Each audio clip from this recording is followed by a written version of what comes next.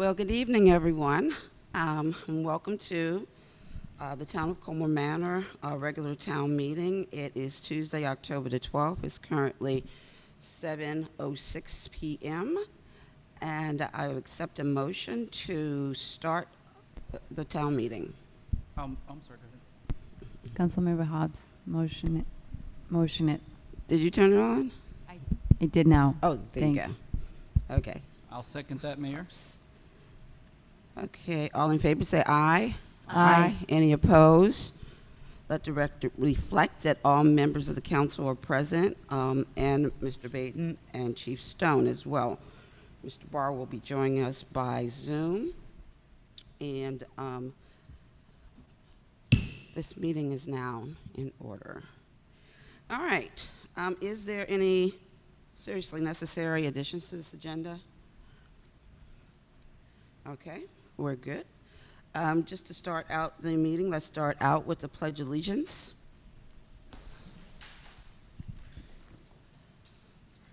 I pledge allegiance to the flag of the United States of America and to the republic for which it stands, one nation, under God, indivisible, with liberty and justice for all. If we could have a moment of silence, considering, the losses in COVID and every other kind of loss and gun violence and all the things that are going on in our society right now. Let's take a moment of silence. And I'll just add that one of our employees has had a couple of very serious family losses within the last month. And if we can just have our thoughts and prayers for our Public Works Supervisor Gorham, and let's take that moment.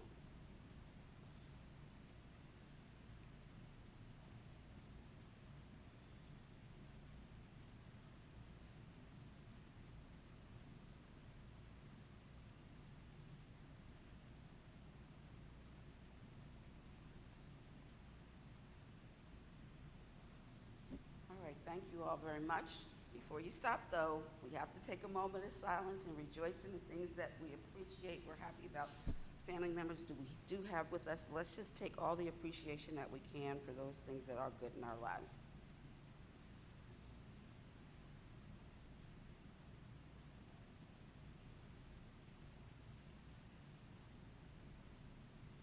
Thank you very much.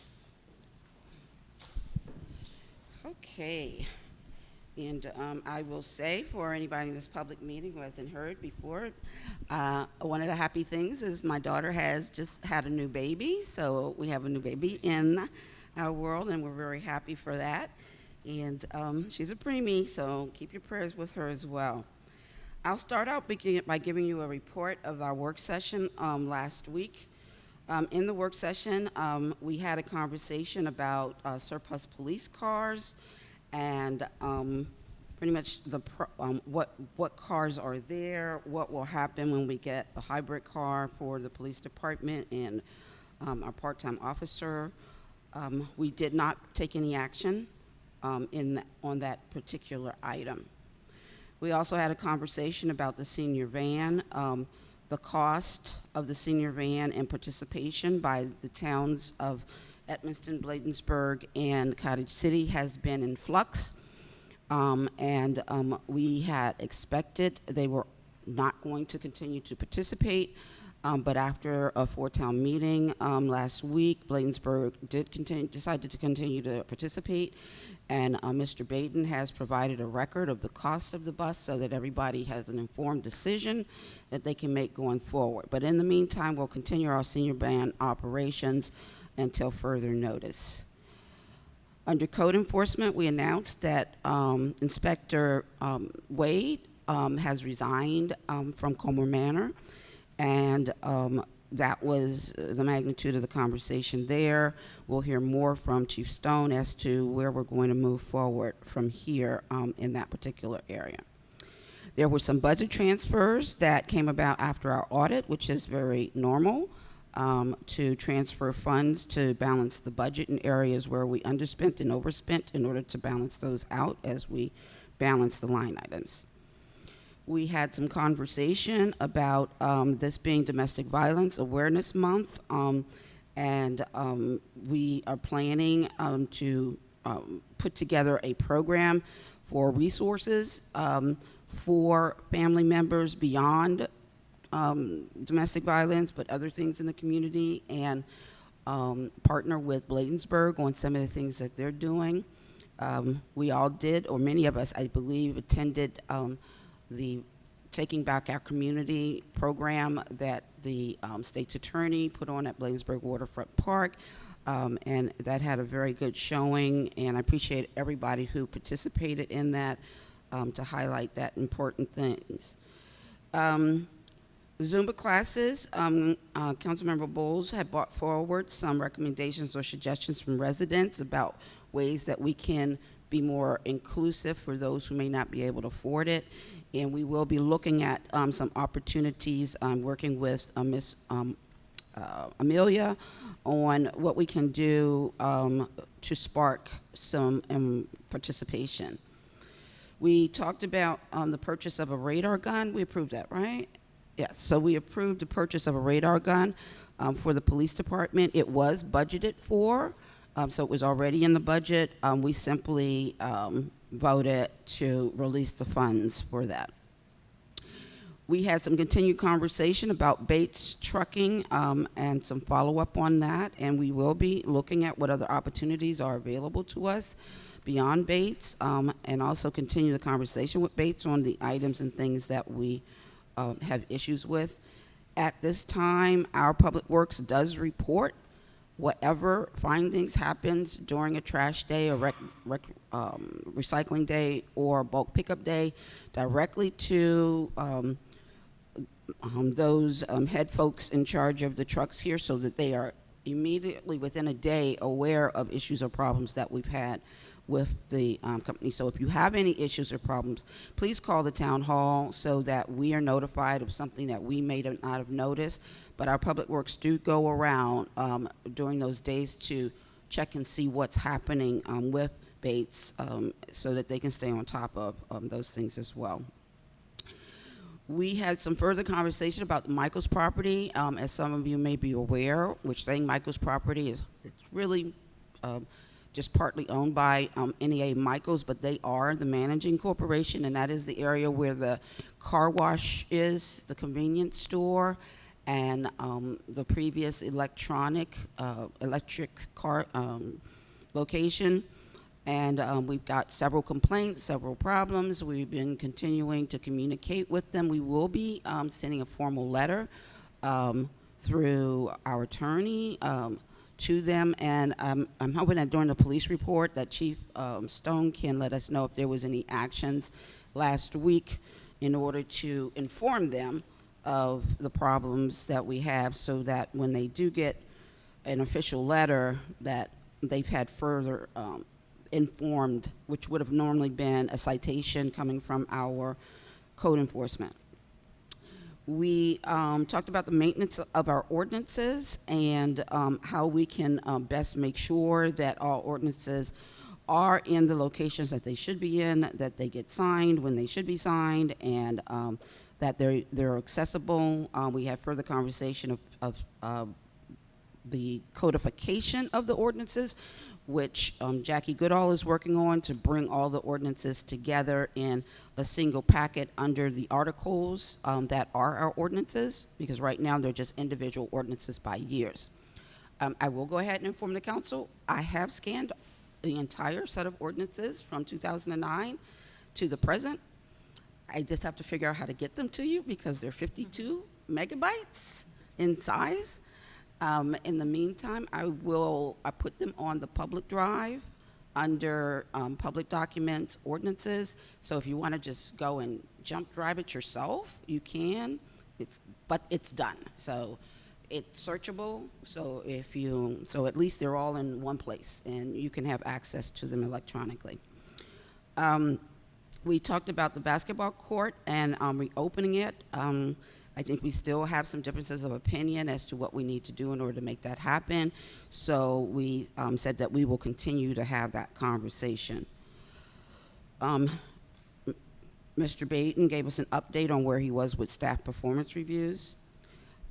We moved the Hispanic Outreach Committee resolution to have some further conversation today, and we voted to approve an increase for our circuit rider salary adjustment because the state moved the funding down by $10,000, and so we shared the circuit rider with North Brentwood, who I understand have also agreed that we will add the $5,000 apiece back so that that position is whole.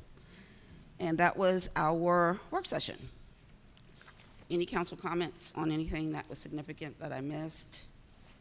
All right, so I'm going to move on to our council reports, and starting with Ward 1, Council Member Harding. Testing. All right.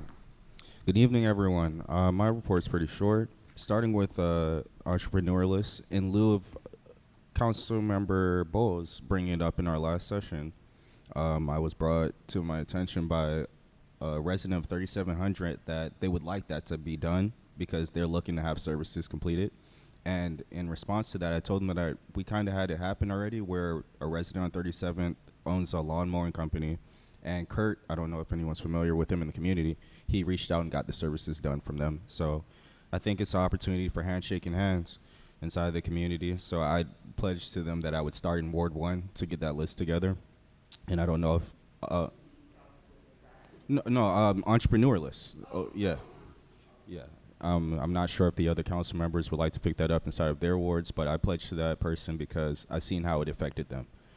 A second thing, sump pumps. My neighbor, Ms. Connie, brought it to my attention that we're getting close to that season where the concern that we were having last year and brought forward about sump pumps is going to start actually being in action. So she was wondering, what are we doing to prevent the situation from arising this winter?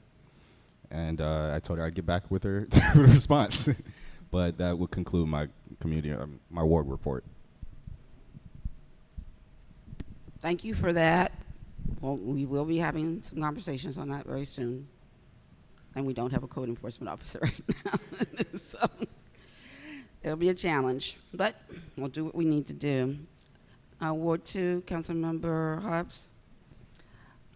First, okay, you can hear me fine. I would like to thank our residents who are here today in person. That is so much very meaningful for me to be able to address you in person.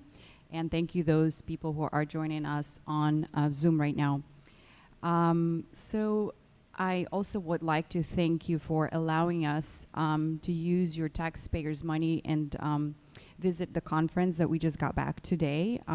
The conference is called Maryland Municipal League Conference and allows us to hone our skills and knowledge in important issues such as municipal budgeting or Open Meetings Act and other important, to participate in other important workshops. So I would like to thank you all for that.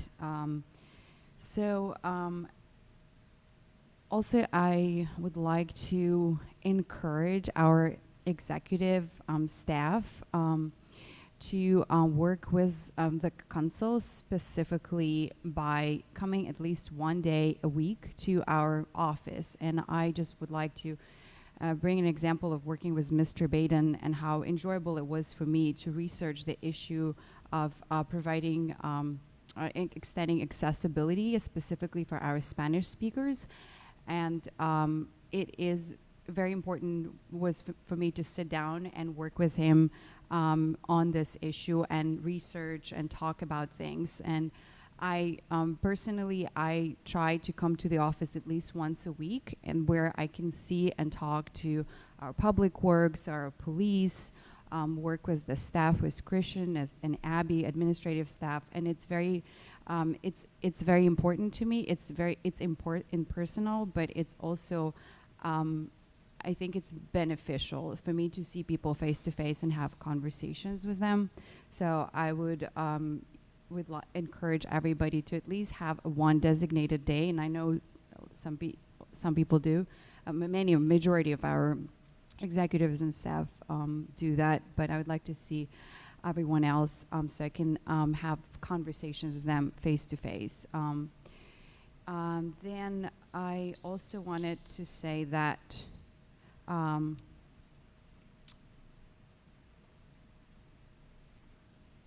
that as our mayor mentioned before, our code inspector resigned, and so I'd like to apologize to those residents whose issues will be on hold for some time right now. I hope Public Works can step up to some degree in terms of monitoring the Bates, and it was already mentioned, Bates picking up the trash. However, I hope that the issues that been pending will be resolved soon. Also would like to thank those people, residents and council people who came up for the town cleanup that we had in September, and I would like for this tradition to continue. And this is for me, that was a good opportunity to also talk with other residents on various issues. And just also would like to add that October is Domestic Violence Awareness Month, and as it was mentioned, we're working a number of events, and it would not end with October. We will continue working and having the conversations, the panels, the resources into the future. It is important to bring to the table, to the discussions, various agencies, service agencies that can help with victim support, work with abusers, engage a lot of stakeholders to this very important issue. And that concludes my report. Thank you. All right, thank you so much. Appreciate that. Councilmember Bowles? Yes, Audrey? ma'am. Yes, ma'am. Good evening, everyone. Good I evening. Echo, Councilmember Hobbs, welcoming of those of you that are in person as well as those of you that are online. And a reminder that these are posted on YouTube, so you can always review these later and share them with your friends. So if you're watching this into the future, hello from the past. I just want to wish you all a beautiful fall. We're entering into a new season now. The weather is changing. Get out and enjoy the wonderful parkland around us and watch the golden leaves as they begin to fall, if they haven't fallen already. And for those of us who live in Colmar Manor, something that's very important, there will be fewer mosquitoes. So that will make it very good. Make sure you clean out your gutters after those leaves have fallen. If you can't clean them, reach out to a neighbor or have them cleaned to make sure that in the winter you don't have any ice damming or any troubles around your house.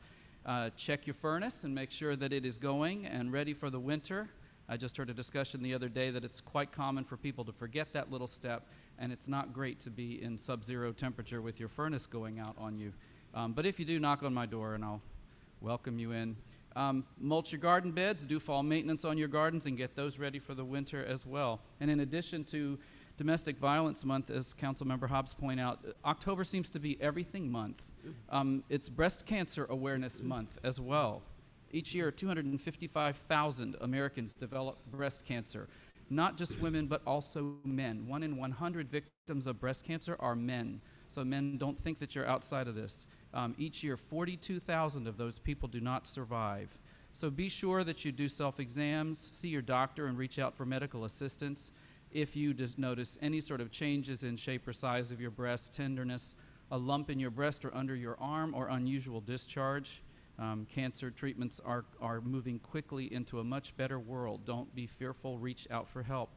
October 11th was also National Coming Out Day. And this is a day for those in the LGBTQIA+ communities to be out and proud. If you're safe to do so and feel ready, come out. It will not only free your spirit, but you may be the example and encouragement someone needs to take that step. Suicide rates and mental illness among gay people, particularly the youth, are still unacceptably high.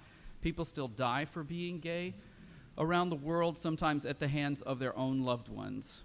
There is a strength and support in numbers, and coming out can help you find a network of friends, chosen family, and support. People of all orientations are welcome and loved and celebrated in Colmar Manor. Hispanic Heritage Month continues until the 15th.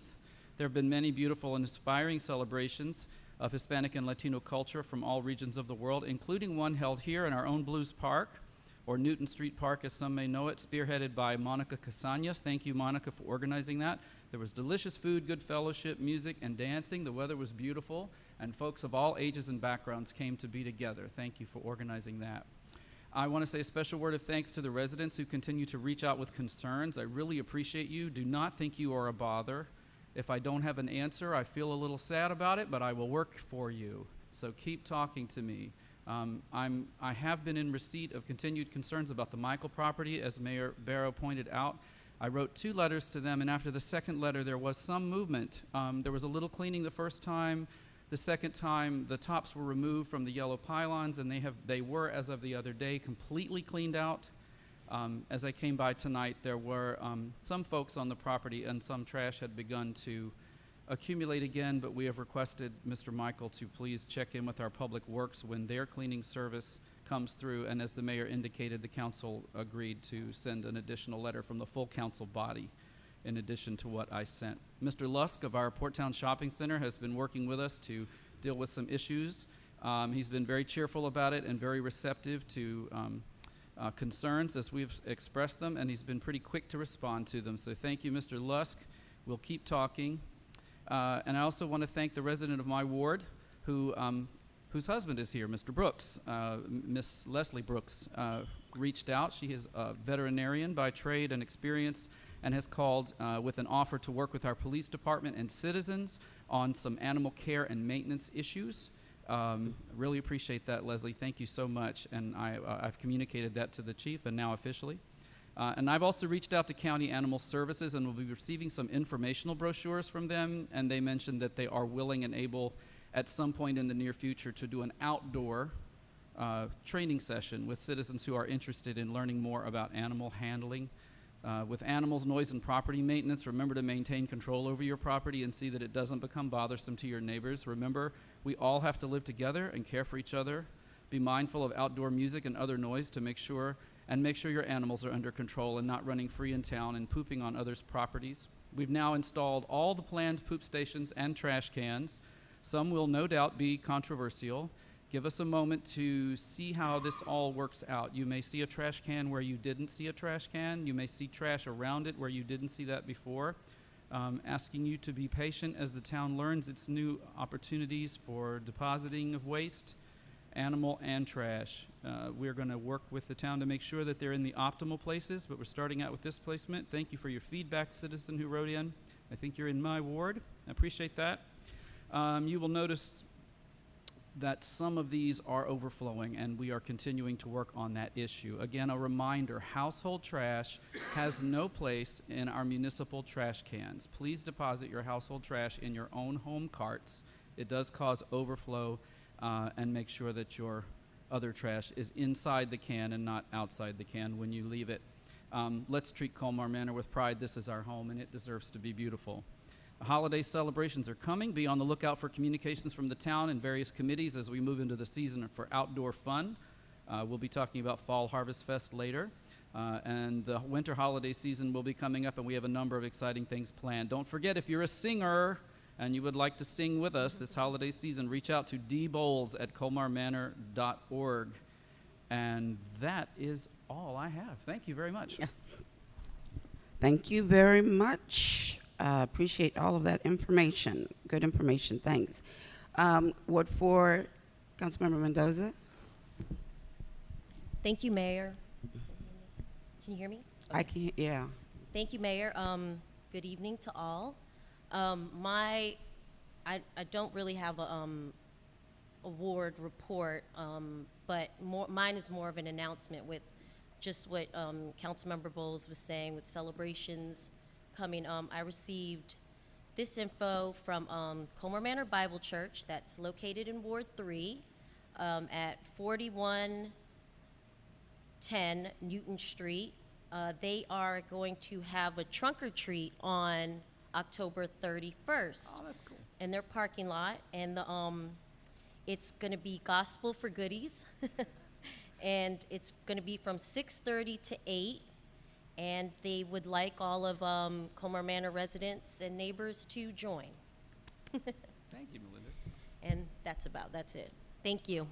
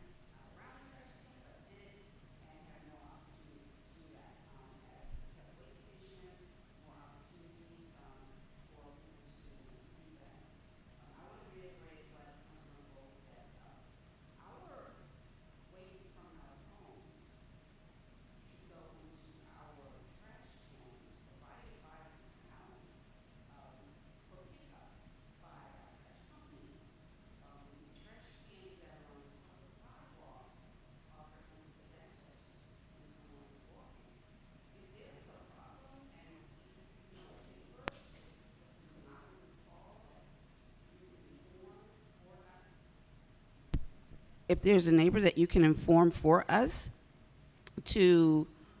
that needs additional trash can for some reason, please just call us or inform your neighbor that you've heard that we can help if they need additional trash. These trash cans on the public sidewalks are for incidentals. So I'm hoping that we can get that compliance in place. I want to thank Monica also for the Hispanic Heritage event. Sorry I could not attend. I was with my daughter and helping her with the new baby. Well, not with the baby because the baby still is in the hospital, but with her needs, so I wasn't able to attend. So I appreciate you all who were there, and appreciate that being able to be an activity for us. During this time period since the last public meeting, I did attend a MML board meeting.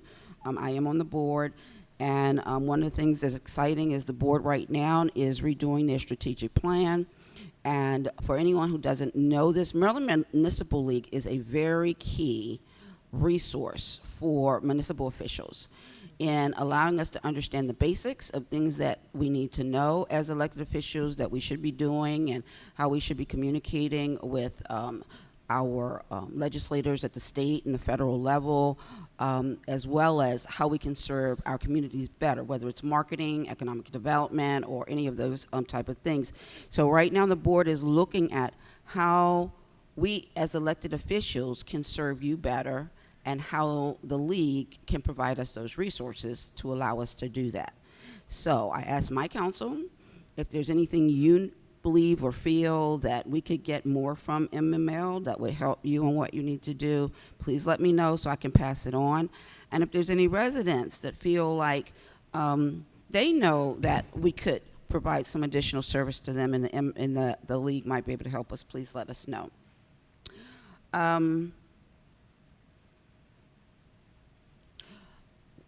As mentioned, we did attend the fall conference. We just got back today, very much to the last minute. And I just want to highlight a couple of things that we had an opportunity to experience at the conference, because I know, as Councilmember Hobbs said, we're using your tax dollars in order to go to these conferences, and I want to make sure that you guys understand what we're gaining by doing so.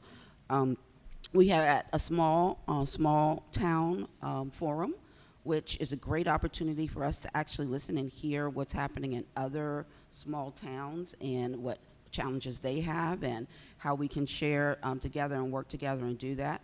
Those who are graduates went through an economic development session to learn better ways that we can brand ourselves and bring more income into our community.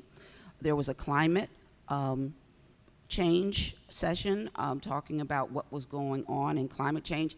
Highly valuable. We heard from several, some other towns who have probably dealt with some more serious issues around stormwater management, as well as tidal water challenges, and how they have been resolving them. My biggest takeaway from that is that we need to create an environmental, what did he call it? Environmental advocacy group or advisory committee. To help us in dealing with some of our environmental challenges, whether it's tree canopies or stormwater management or other items related to that. The governor sent a representative, I can't remember who it was, the Secretary of Commerce, was it? Anyway, he provided us with some information. There is a good deal of money that's still available for rental assistance, utility assistance. These funds can still be reached out to. If you need some help or assistance, please contact us. We can help point you in the right direction as to where you might be able to get some assistance from those particular areas. And it sounds like that assistance is going to be available. There are also some assistance for homeowners. Which was new information to me because I had not heard that there were any financial assistance to homeowners. It's not as much as the rental, but it's out there. And we had a great session on lobbying our representatives. And as a Shark Tank edition, we did some role playing and how we would go about how we need to when we go to a legislative event in order to say what we need, and how we back certain bills and how we should communicate with the legislatures. And the most significant thing that happens at the fall conference is MML chooses they choose priorities. The legislative committee selects priorities that they are going to fight for us for through the entire session of the state legislature. And so as a group, there's 33 members of the legislative committee. The two items that they selected this year, one is for our state highway users our state highway user fees being completely put back in our, given back to us as municipalities. They were taken away from us in 2008 by about 80%. There's been some opportunities through grants or some other things that have happened over the years, but they've never been fully reinstated. And they also have a sunset clause on them. So they're going to continue to work on that. It's a significant amount of money, and it supports our public works department when we get these fees from the state. The second thing is that there is a police reform bill that the state has passed, and within that bill, there's a provision that provides for the county to establish disciplinary action over municipal police. And the league, as well as us as municipalities, feel like the municipalities should be whom we determine to be disciplinary and not the county. So those will be the two priorities that will be involved this year. And, and I just want to inform everybody, you may not be aware, but we did hire a part-time public works person whose focus is on trash, and who is hired part-time and to be on the streets. I have to say I see some improvements in the regular pickups of just trash on the street. It's hard when the leaves start to come, because then the leaves sort of take up that, but he's also going to be focused on keeping the strips painted, the yellow strips painted and things like that on the street. And he will be working part-time on Saturdays, so when there's these overflows that happen on Friday night and parties and visitors that come, we have somebody on Saturday that can kind of give us some clean streets. And I just want to let everybody know that we have taken that to heed and is doing that. And that's my report. So thank you all very much. I appreciate you being here and participating, for those of you on Zoom as well. And moving on, our next item on the agenda is the Treasurer's Report. Mr. Baden. Thank you, Mayor. Is that on? Doesn't sound like it's on. It doesn't. Hello? You want mine?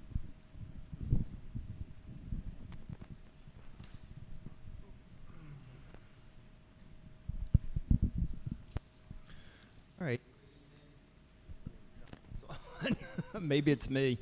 So I'm going to review the September Treasurer's Report, which is for the first 3 months of the current fiscal year, July 1st of 2021 through September 30th. This report is broken out into revenue and expenditures, beginning with the revenue. The total revenue for the period is $735,452. The largest portion of that is coming from the American Rescue Plan, which is $456,837. The town needs to develop a expenditure plan for those funds, and we'll be working on that in the future. The other revenue items of significance include real estate taxes of $38,504, police grant, for state aid for police grant. We received the first quarter payment of $5,409. And our rental income is starting to pick up this year after being non-existent last year due to COVID, and we currently have $20,061 in rental income against a $50,000 budget. So 3 months into the year, that looks promising. On the expenditure side, by department, we have general government expenditures of $88,488. Large portion of that is made up of salary for general government and mayor and council of about $61,000. Continuing on page 3, payroll taxes and benefits are $38,000. Senior van expenditures, $10,268. Code enforcement is at 0. The reason for that is we share a code officer, or did share a code officer with Cottage City, and we have not been billed for yet this fiscal year. So they do the billing, they pay for the employee, and we've not received any bills yet. So nothing is reflected there. Under Public Works, total costs were $70,343.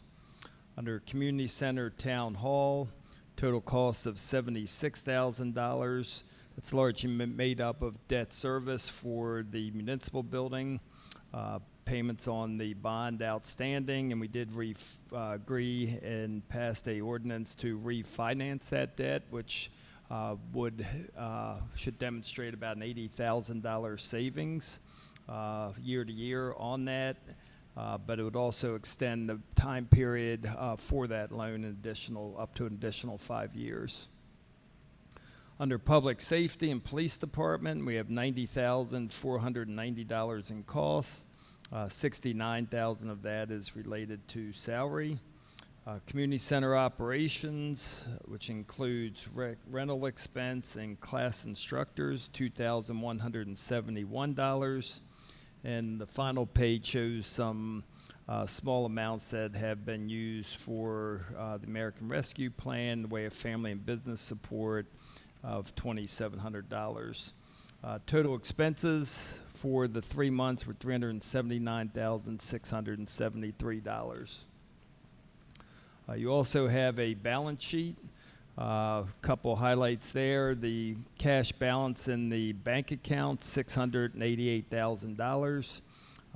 And in the Maryland Local Government Investment Account is $444,000. So quite a bit of money in there. Large portion of that is the American Rescue Plan funds that I had discussed previously under the revenues of $656,000. Other than that, there's not a whole lot else to report on the balance sheet, and I ask you to accept my reports as presented.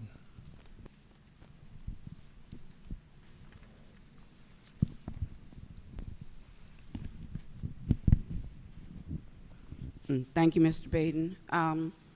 Is there any questions from the council on any of the items on the budget? On the treasurer's report?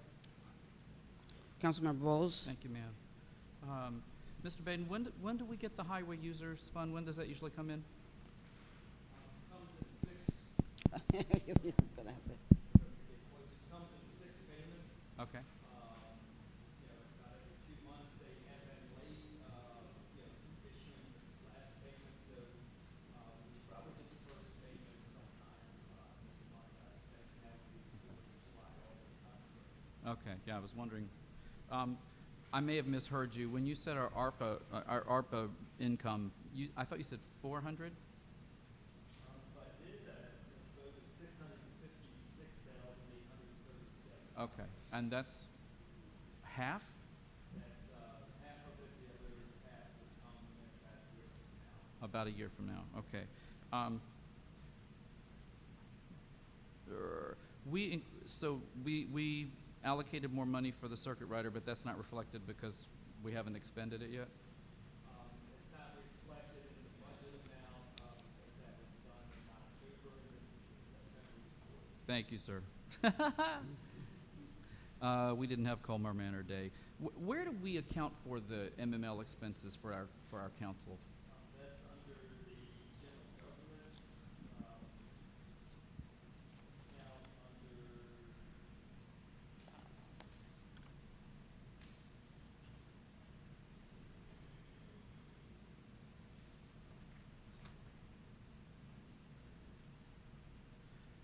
I saw a line that said training, but it says 0. Are we the training, or is it a different line item? It's under 5090 convention and travel. 15,000 budgeted, I imagine they were probably put on the, So again, this is the old, yeah, I'm ahead of you. I'm expecting the money to be there, and this is for an earlier time. But that's good to know. So convention and travel is where that happens, so we don't fall under training. Okay.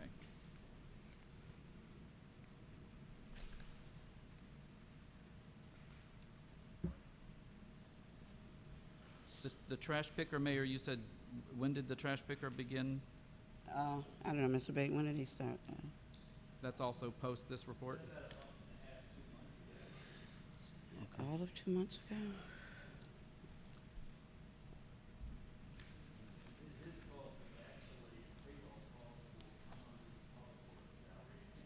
Okay.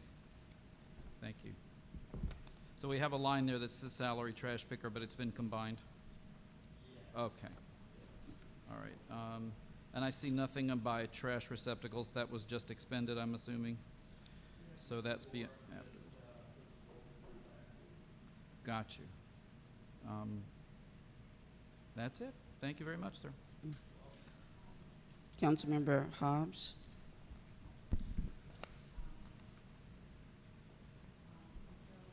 Code enforcement violations. It looks like we only got $10. Item number 4280. Out of the budgeted 800, so we're certainly underperforming on that. Just a comment, I'm not Yes. expecting anything. Yeah, to explain, just a comment. So, as we are looking for new code enforcement, we need to, just make sure that they do their job and enforce the laws and the rules that we have in town. Another question about item number 5810, vehicle maintenance.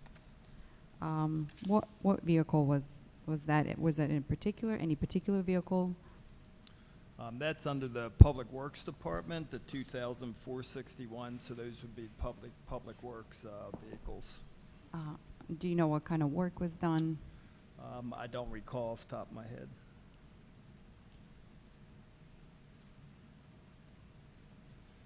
Okay. Will it be possible to inquire, maybe to follow up and I'll see get what you kind that tomorrow. Okay, sounds good. Thank you. Thank you very much. Yep, okay. So a quick question that I have, this one's a big deal. On the ARPA funds that we received, there is a calculation for what is lost revenue, and right now the entire amount is been booked to lost revenue. So I would just ask if you can do that calculation and split that, because I think it's very important that we consistently can see the difference between what is lost revenue and what is the ARPA reserve. Okay. Okay, thanks. I will say that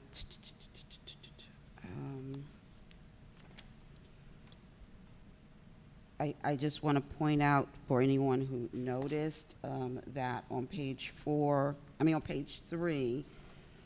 under the payroll expenses, the number seems high. It's 40% as opposed to what would be 25% of the year. And I just want to point out to those who may not be aware that the health insurance is paid in a bigger bulk than the quarter. And so we will see more of that in that time frame. Oh, back to the front page. Just a quick question, Mr. Baton. This $38,000 in real estate taxes, I know that normally we get the first half of our real estate taxes like early October and the next one in January. So what is that 38? Is that like rolling over something left over from last year or something? No, that's so payments are due September 30, half by September 30th and half by October 31st if you're an owner-occupied residence. So some people like to pay their bill as soon as they get it. They usually receive your bill in July. So a few people do pay July, August, September time frame. The September remittance we get in October, and so you'll see a large amount on the October report. And I actually questioned the Treasury on it this year because the amount that we received in October, and this is for all the other municipalities I work for, it's half of what it's been in the past. And they didn't give me a very good answer as to why that is, other than their core logic, which I assume is their software had a glitch and they didn't put through the full batch in time, is what it sounds like. But they are going to research that a little further and answer that, and they say that the November remittance should make up for it. So, you know, I looked at it, and it was, like I said, we usually get probably 60% of our revenue in October, and it was half of what we've always gotten. So it gave me some concern, so I called, sent an email to the Treasury, and that's the answer I got. So, I responded back and said, that doesn't sound too good to me, but I'll wait till November and see where it comes out. Because what they bill should be what it is that we certified as our rate, right? Right. I don't think it's anything. I think it's internally with them, and it sounds like there was some type of glitch in their software that not billed incorrectly, but did the distribution, the collections incorrectly, is what I have a feeling happened. Oh, they did not come out and say that directly, but that's what it sounds like. So Okay, well. I got an eye on it, and by November, and she's also said that she's going to check with their IT department and see if they could give a figure of what the additional amount is from that glitch. So we shall see. Okay, well, Yep, let's but just I keep our got my eye on it. eyes on it. Okay,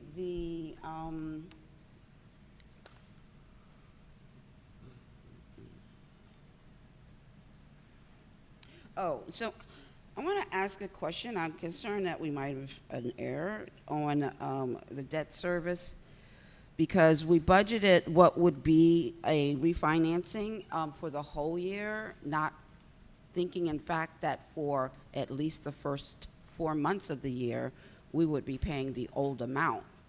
So if we are going to refinance, we will only get that relief after the refinancing part is complete, which is probably January, right? Maybe December. Yeah, I think they said it'll be November when it's finalized.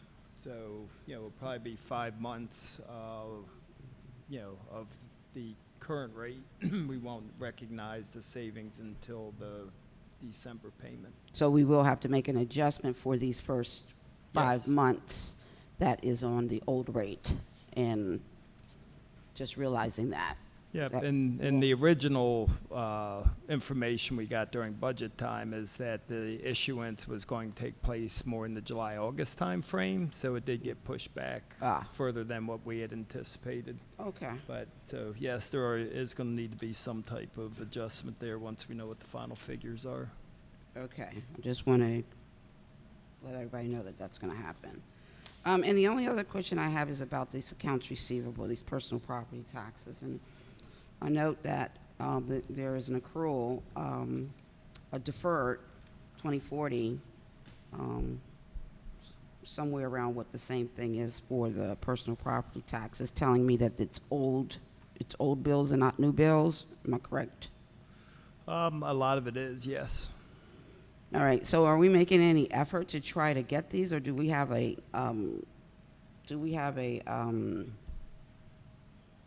strategy to collect? Most of the, probably requires more discussion with the numbers in front of me, the individual accounts in front of me, but, Okay. we do send overdue notices. We do try to, hit the larger ones, because they make a bigger difference. Some of the smaller ones are, if you have property in the state versus just leasing property from a business, it's easier to attach it and collect it. So there's, I tend to concentrate on the larger amounts. Okay, can we at the next work session, November, like just have a more detailed conversation about this particular Sure. funds? Okay. And that's all I have. Thank you. Is there a motion to accept the treasurer's report? Mayor, one more quick question, if you don't mind. Mr. Baden, can you talk to us about what's going on with our red light camera?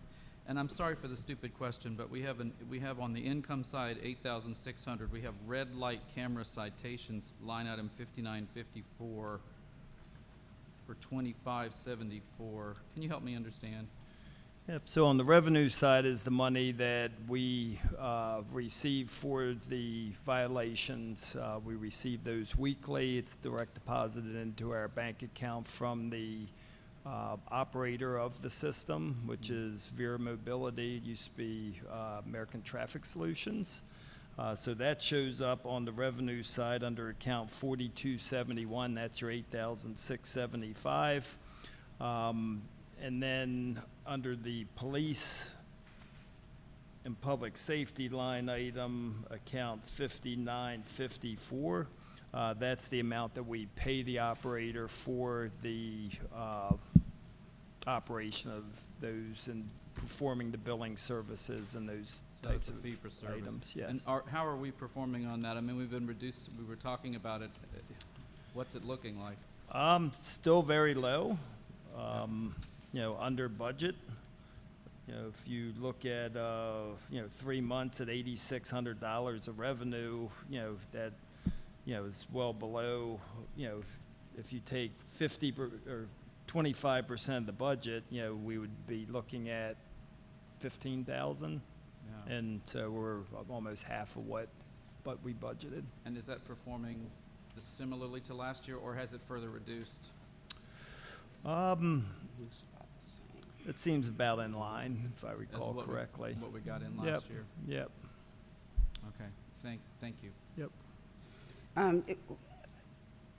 One last question I had about the trash picker.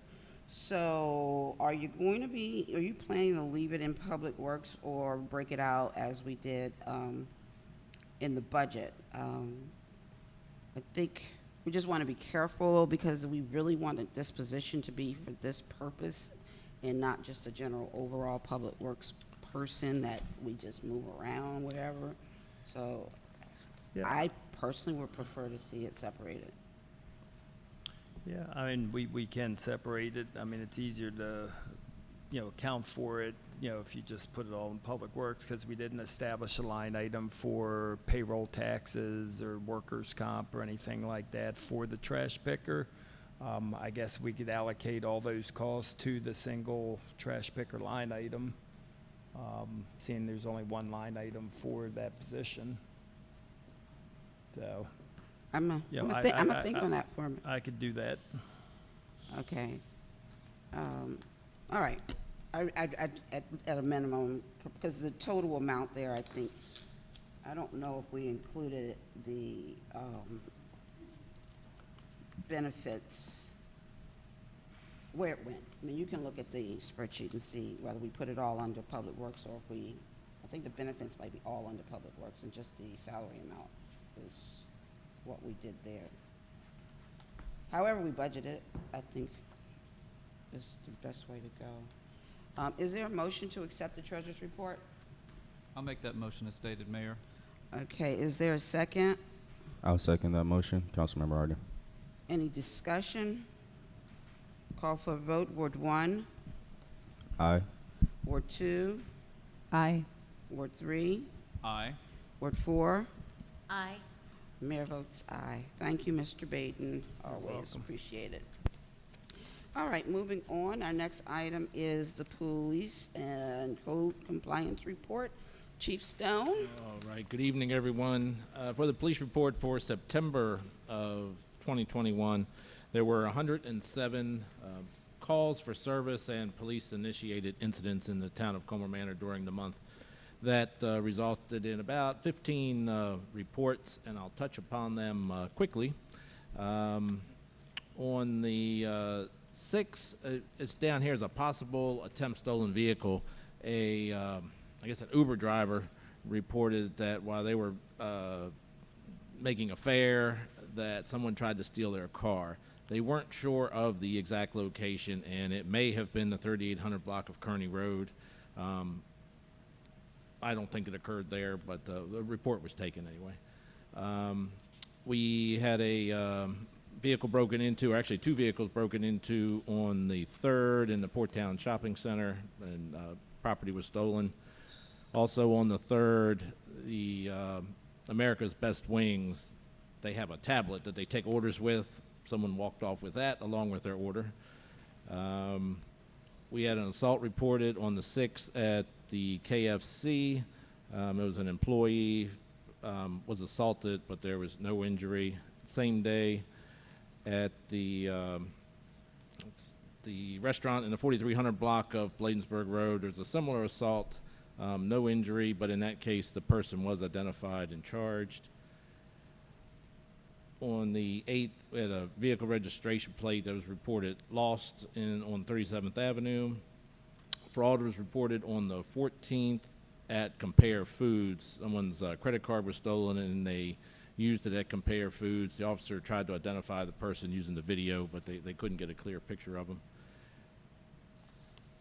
There was a minor damage to a vehicle reported in the 3400 block of 39th Avenue on the 15th. On the 17th, a customer of AJ Liquors at 3801 Bladensburg Road left their phone on the counter, and when they returned, the phone was gone. Had a burglar report at the Compare Foods. That was at 3 a.m. on the 18th. On the 19th, an employee of the Burger King reported that they had a dispute with someone in the drive-thru, and that person had a gun in their waistband. That person left. The gun was not displayed and no threats made. On the 28th, in the 4000 block of Lawrence Street, there was a domestic dispute reported. Both parties alleged an assault. The officers it was kind of separated by settled by separation, and they were provided with resource information and also how to obtain criminal charges if they so desire. On the 29th, this is probably the most involved call on the report, and that's at the medical center in the 4100 block of Bladensburg Road. Employees called to say that there was a female with a gun in their waistband. Officers went down, located the female inside the business, was able to successfully disarm her without any further incident. No one was injured. She was appeared to have some mental issues and was taken to the hospital for psychiatric evaluations, and criminal charges were filed. That one, we see it all the time on the news where they go terribly wrong. And in this case, our officers, along with Cottage City and Brentwood, was able to disarm her and with no further incident. Chief, Yes. so I suspect that you probably had your report on back and front, and it only got photocopied on one side. Mm-mm. So we're not seeing. Oh, you're not We're not seeing seeing it? it. No. talking about. And we Well. also don't have the code report either. So I mean, maybe if you might be able to go and copy that, and then we can go to the community comments and Okay, I will and do come that. back I and don't know. finish. That I'll would have be I have helpful. to get on my secretary about that. But So, what went there is different from what went here. Okay.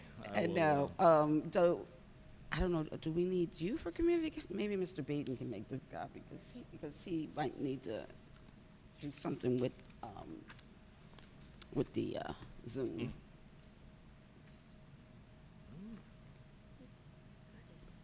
That's my copy too. Why, thank you. Thanks. Appreciate it.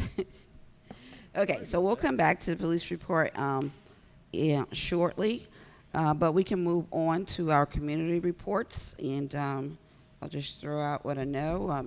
We have a Green Garden Club report? Yes. Thank you. Go ahead and state your name.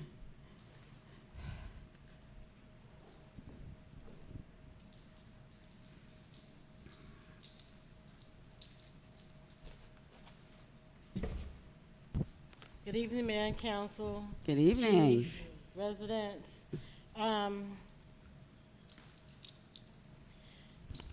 My report is, can you hear me? Okay. Yes. So for this year, we will be putting the beds to sleep November the 6th. In time Harvest Minister, I think I said that right, Youth Minister Ministry is have other obligation. We usually do it on the third Saturday of October, but because of this year, I didn't book her this month, so we're going to do it for November the 6th. So we're going to put the beds to sleep November the 6th. I'm asking all the gardeners that if you don't want your bed to be put to sleep, to please come out to make sure that we do not tamper with your plot. I'm asking for donation for pumpkins for the Harvest Fest that we're having. We are planting pumpkins, but we don't know if we have enough for all the kids, because usually the Harvest Fest is always one of our biggest, besides Christmas, that the children turns out. So we just want some little small pumpkins that we can have in the garden to give them as they leave. We did that once before. It was a great success. Our East Garden is getting a facelift right now. We did one bed. We were supposed to did all 10 beds. We're only working on 5 because of the material was very, very expensive this year. So what we thought that we were going to be able to do for the one for the East Garden, we were not able to do all 10 plots. So we only right now have 5 that we are doing. So if when you have a chance, probably by Thursday they'll finish. Go out and take a look at the plots. It's very nice. A little high. I didn't expect it to be that high, but they're very nice. We're going to be planting the Christmas tree this week. I think it's this week. I think it's maybe tomorrow. Oh, okay. We're planting the Christmas tree tomorrow in the Rosebud Garden. So we're going to be removing one, the big one in the middle, and we're going to put it in the West Garden and put the tree down in the middle for the Christmas carols and the Christmas decoration. Okay. Let's see. The West Garden has been decorated for the Halloween fest. Go down and take a look at the scarecrows and some little signs in there, and we have some lights up. So the lights are very pretty, right? Yeah, yeah. So go down and take a look at the lights. And I think that's it. I want to say that for the last 5 years, we have been working on the garden for beautification. So the West Garden has received this golden trowel. For that's the highest you can go. You can't go no higher. So this is our golden trowel for the last 5-year beautification. Chief, can we get a picture? Yes, thank you. You want to take a picture? Y'all want to come and get?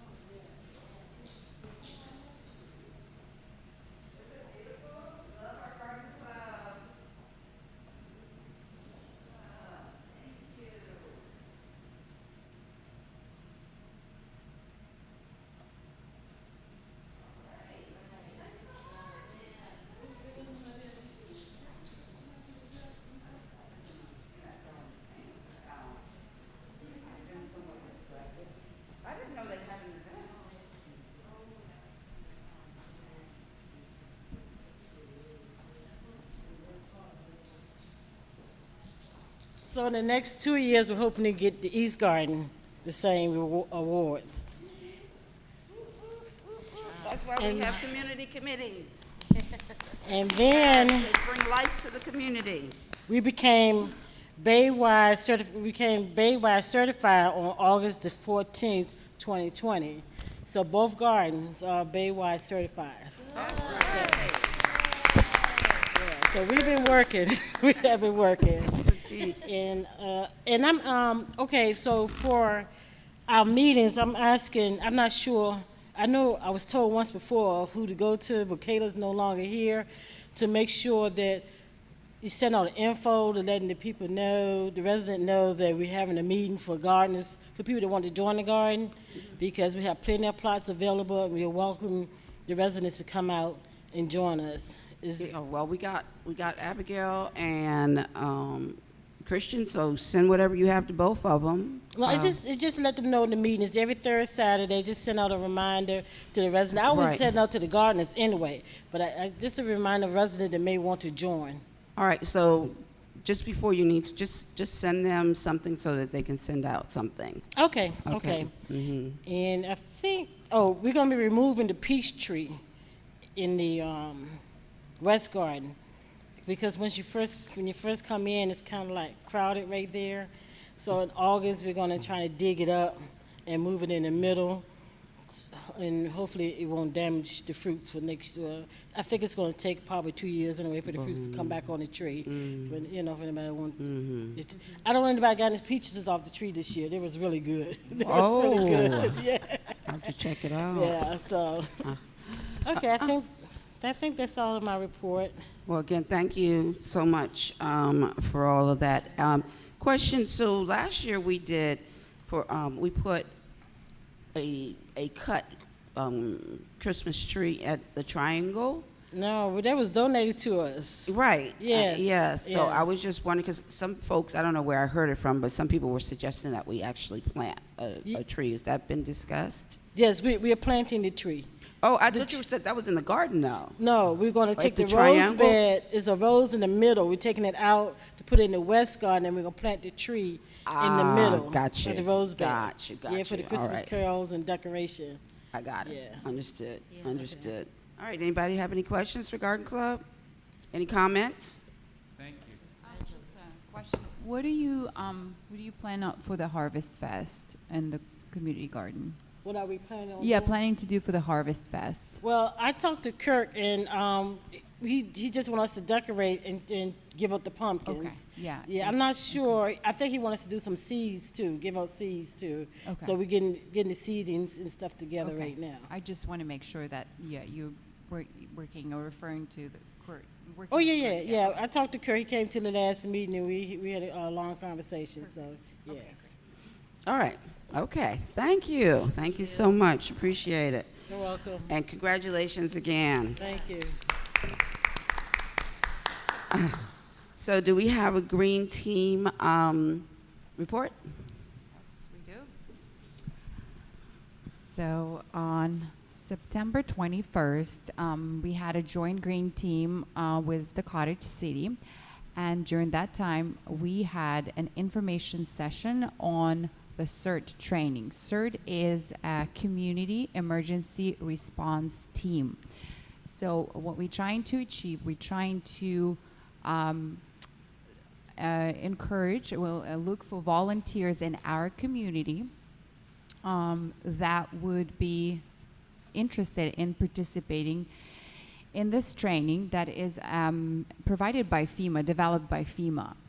And what this training helps families is to plan for emergency situations, for any types of hazards, hurricanes, any types of threats, to have a plan.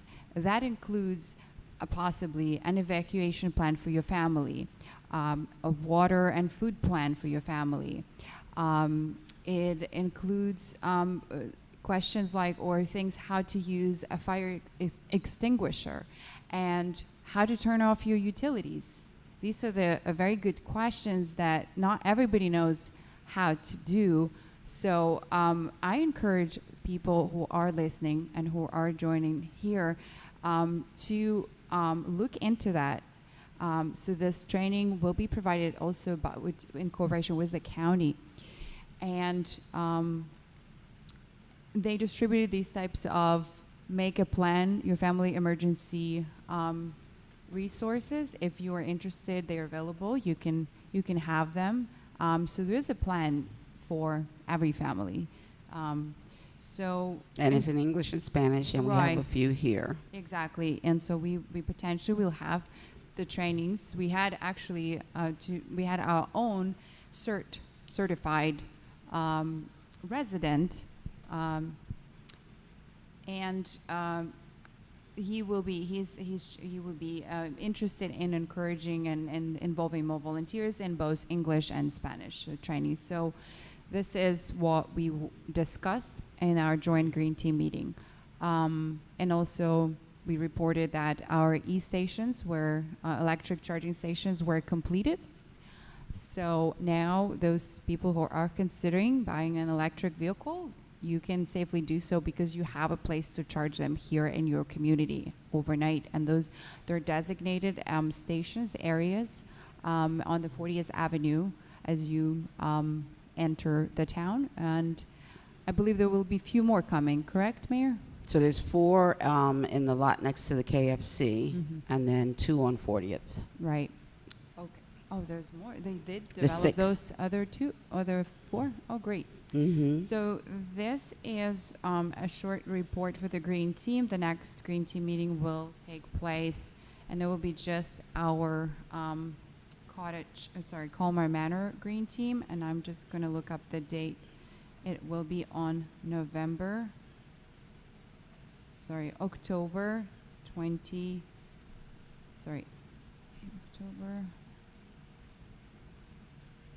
18th, I believe, if I'm correct.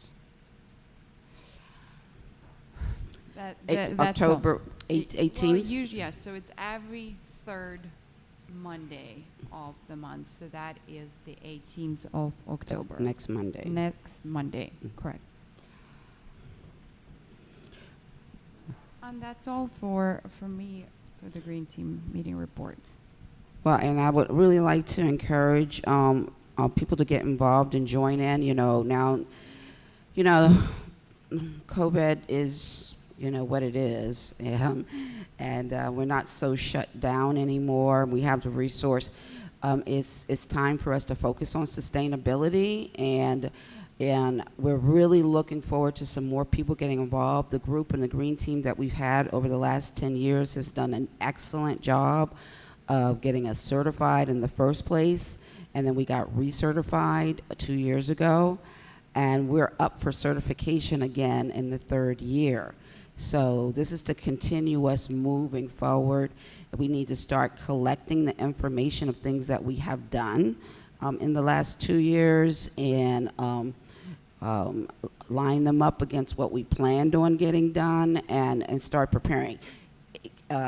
Teresa knows very well, and I'm sure Councilmember Hobbs knows very well, is a lot of work when you're actually preparing your certification, where you're really capturing everything you've done, but you're also looking at, well, what didn't we get done yet? And we've got like 6 months, 7 months to try to get that done. So we need more people at the table who are excited and energized about sustainability.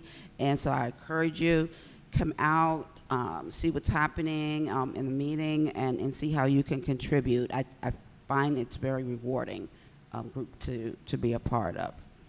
So thank you for that, Councilmember Hobbs. Do we have a report from Anacostia Watershed Society? Interesting. Okay.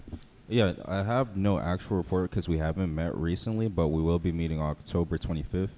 The only thing that I could really say right now is check out the website from my last report from our last town hall. I definitely gave some info on a couple of classes that they're going to have and events that they're doing.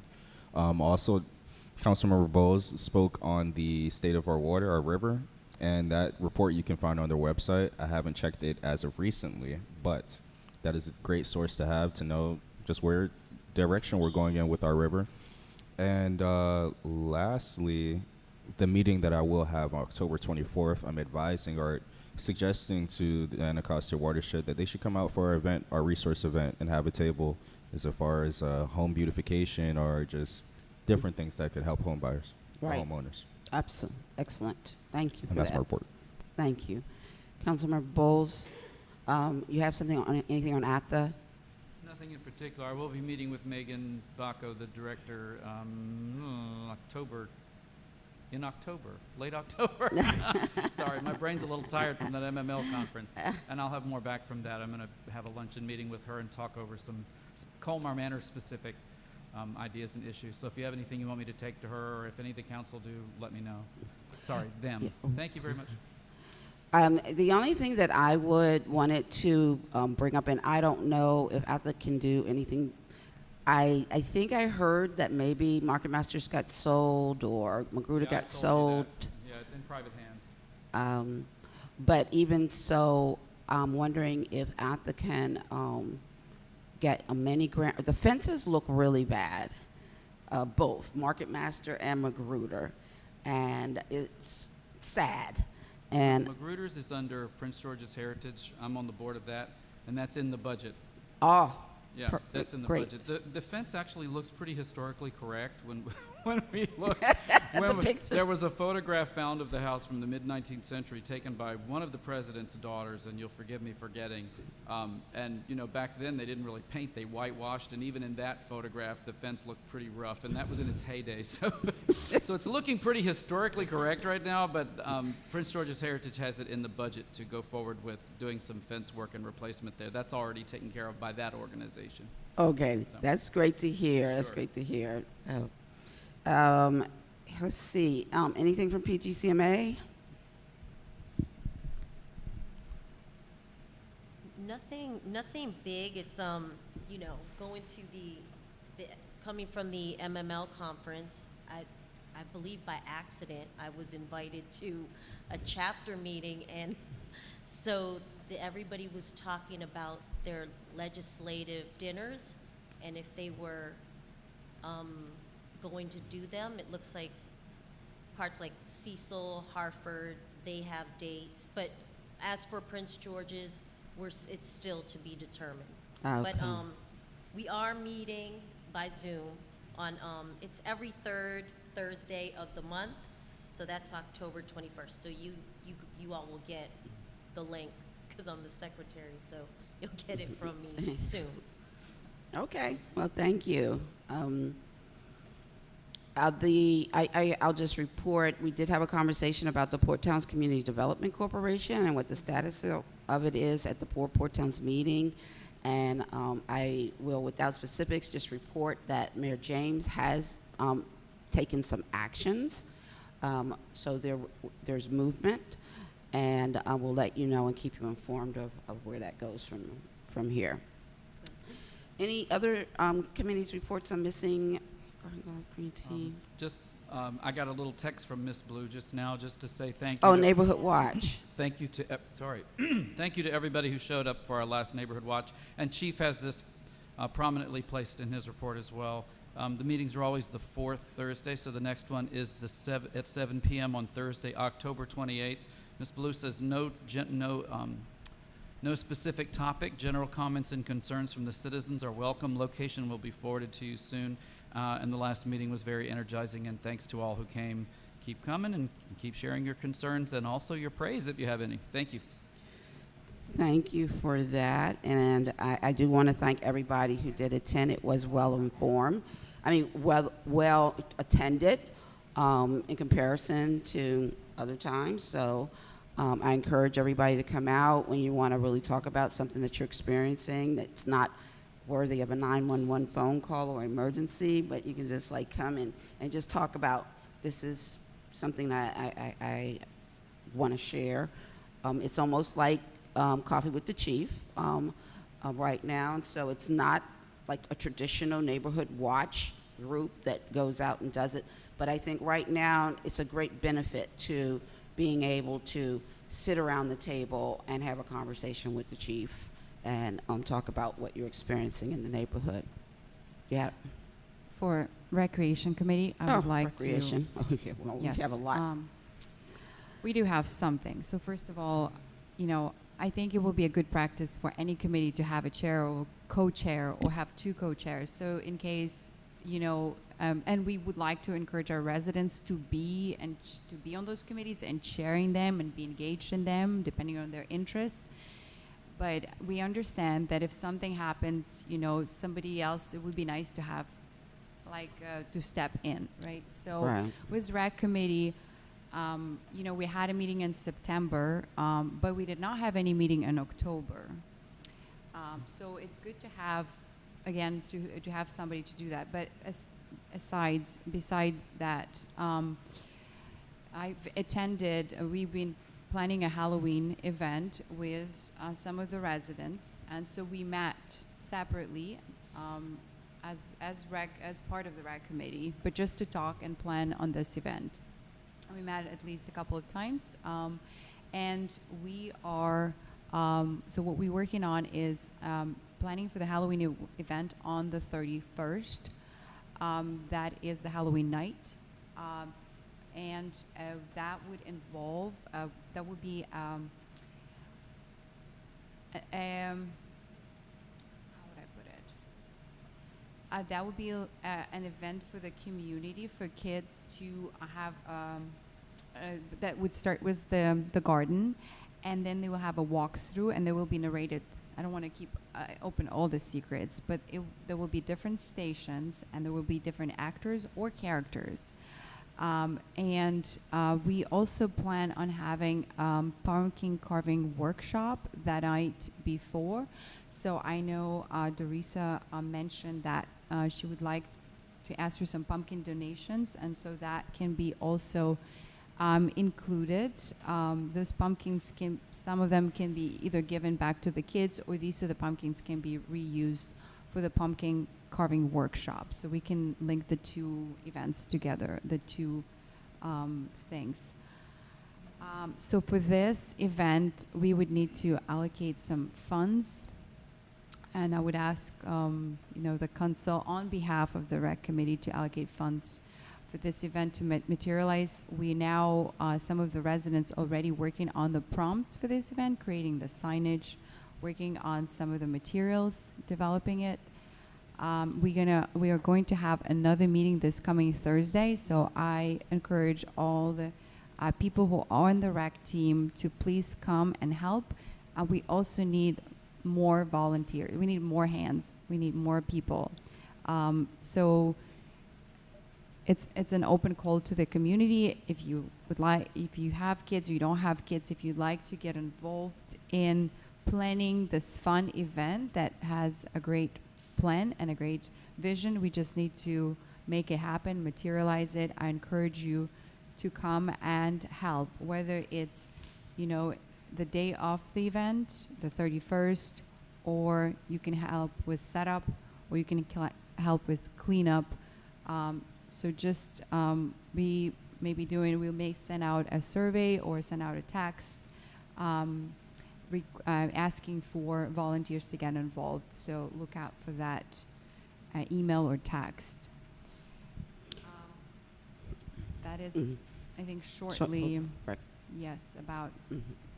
So I would really suggest for whomever that you might want volunteering either on the 30th, the 31st, or in preparation, is that we really try to get people here for your Thursday meeting. So I would suggest a text message that goes, be a part of helping your child have a great time, and come out on Thursday to help us plan. So people hear their child and the plan, and that maybe we can get more people out on that. So that's absolutely, that's the idea, that people with kids should be interested in materializing that, helping materialize that event. In terms of the fund, do we need to make any motions or? So the line item is on the agenda, so under new business. So Okay. when we get there, Okay. you can All bring right, that up. we'll do that. Okay, thank you. You're welcome. Thank you. All right. Do we have any other community reports that we need to make? Okay, let's go back to the chief and go back to what we were not looking at. Yeah, well, you were not looking at page 2, And I've never seen page 2 be this long. yeah, I know it's and it's I put a bigger font in here too, so that's part of it. But there are more reports than usual, but I made them bigger because I think in the past they were a little, you had to squint to kind of see it. But anyway, towards the bottom, I mentioned the armed person at the medical center, and how that was resolved, and that was an adult female who resides in Cheverly.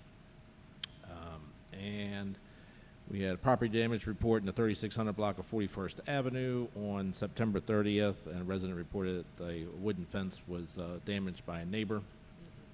And what's not listed on the report, but was of some concern to the community, is on the 22nd. You may have noticed a lot of activity at the waterfront park in the area of the pedestrian bridge, from police activity to fire activity to a fireboat in the water.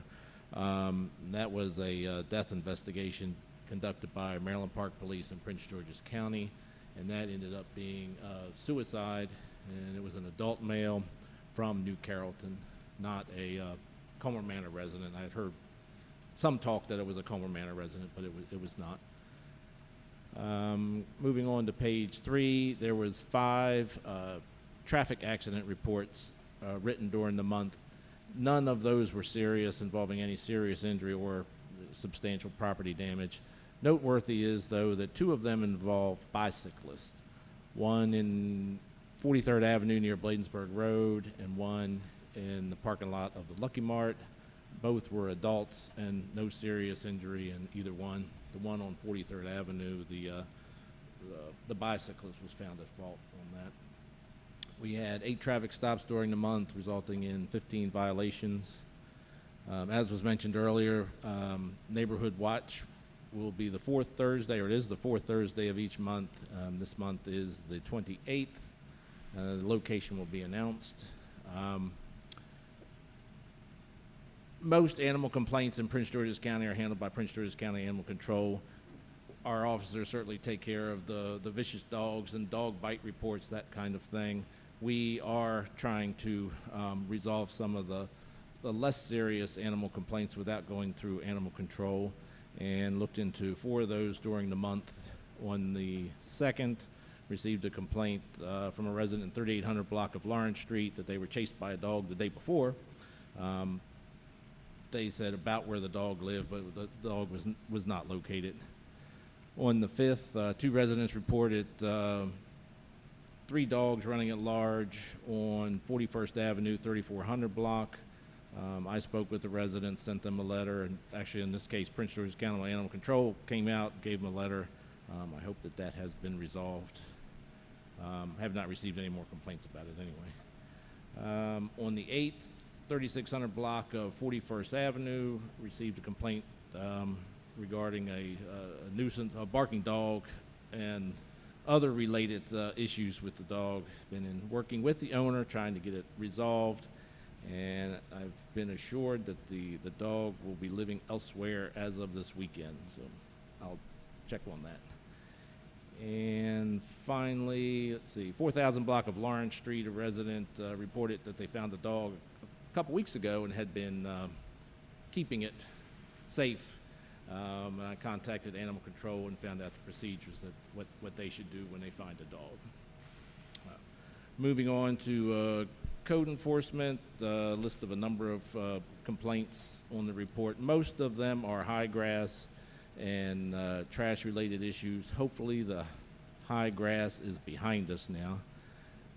And as was mentioned earlier, Mr. Wade, his last day was Friday, and we wish him well. And I believe that code enforcement is later on in the report, and we can discuss that further then or now if you'd like. I'm sorry, further on the agenda. I said on the report, but it's... Anybody have any questions for the chief? Thank you, chief. And you did mention the car wash and Mr. Barr. Mr. Barr and I have not met regarding that. However, I think the biggest complaint at the work session was those the pylons, whatever you call them, where you used to wash the cars. They had former trash cans that used to be in there and was overflowed and all kinds of filth in there. As of, it was either Thursday or Friday, I went down there as Mr. Bowles meant. They were clean as could be. They were down to the bottom. There was absolutely no trash in there. So whether Mr. Bowles' letter worked or somebody watched our work session, I don't know, but it got cleaned up pretty quick. But they are starting to fill up again too. So, I mean, it looks like they were covered at one point because what was on them was old sort of press board. It looked like somebody had either the water or people or whatever had poked through them. It'll continue to be an issue probably as long as they're there, because they still look like trash receptacles, but Right. it's definitely So- it's looking at least a little bit better. So. Well, think I mean, if Mr. they have somebody coming 3 days a week, which was reported to us, it could stay pretty Spotless, clean. right? Spotless. Yeah, right. Mr. Bard also sent a letter to Larry Taub. Okay, he did send something He to sent Larry? a letter to Larry Taub, and Mr. Michaels also responded in that chain of emails. I think you were on there, weren't I you? was Or- copied, but I didn't know if that was generally circulated or not, so I didn't bring it up. But if we can, yeah, it was, the response was basically that when they develop the property, the problem will go away. Yeah, we've heard So that. It's always the response. I was also requested to take the property plan and share it with the citizens on Newark Road that face that property. So I'm happy to do that. I can report that most I have spoken to are not in favor of a gas station. But Well- I will be happy to share that with those folks. So Well, I'll also state that, just on the record, if someone owns a vacant property, a home, we still require that that is maintained or abated, right? So whether their intention is to remodel this home or fix it up or do something different, whether with or without our permission, because it's a home, we still have the expectation that the property is maintained, right? So whatever it is that might be wanted to be done with it shouldn't be anything related to what might be done in the future. I just have to say. Thank you, Chief. Anybody else has some other things to share or questions about anything?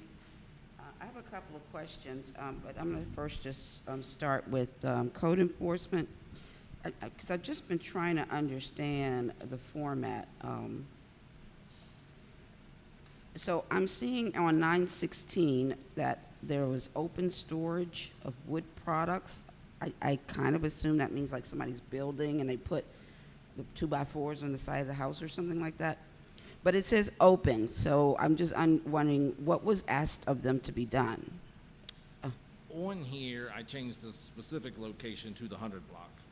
On the report that was provided to me, there is a specific address, and I've gone past there, and there's no issue there now. So Oh, okay, so this is something that should, it says open, but it's Close.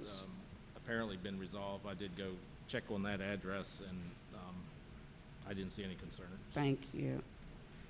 Now, the one where it says investigating from 920, investigated concrete slab, and it says advised to contact DPI.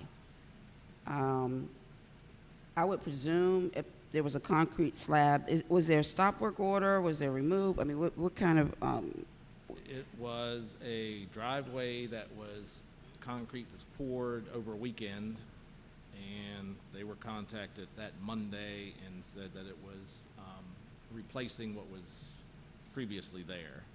And he said either way, they should have gotten a permit and told them to contact DPI to get a permit. I personally felt that they went beyond what was previously there. I don't feel that they went beyond what was previously there. I know they went beyond what was previously there. So I'm just trying to figure out how that, they've completely I don't know concreted. if we're on the same. Are we on the same one? Not the one we've discussed in the Oh, past. this No, is a the new different Yeah, one? this is the Oh. new one, yeah. So where is that one? 3800 block of Newton, right across from the Newton Street Park. If you were to walk up exit the park, Oh, this is, It's straight. okay, Newton Street. So the one that we are talking about, has there been any kind of warning, tickets, anything a giving? stop what- work order was placed on it prior to, let's tell everybody where this is. 3300 block of 40th Place. It's a house that, It's vacant?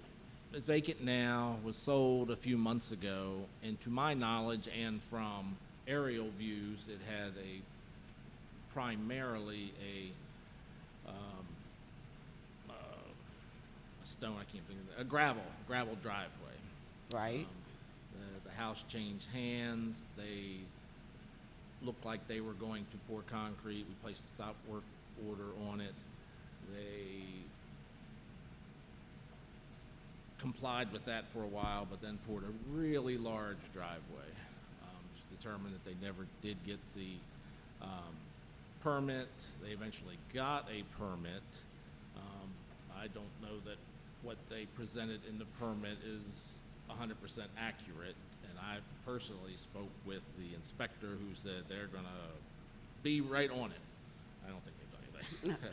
Well, I would check back appreciate into if that, we yeah. do a lot of follow-ups on that, because if that is allowed to stay as it is, then others may feel comfortable in doing this. So I think it's like one of those things that we have to make a really big sting about.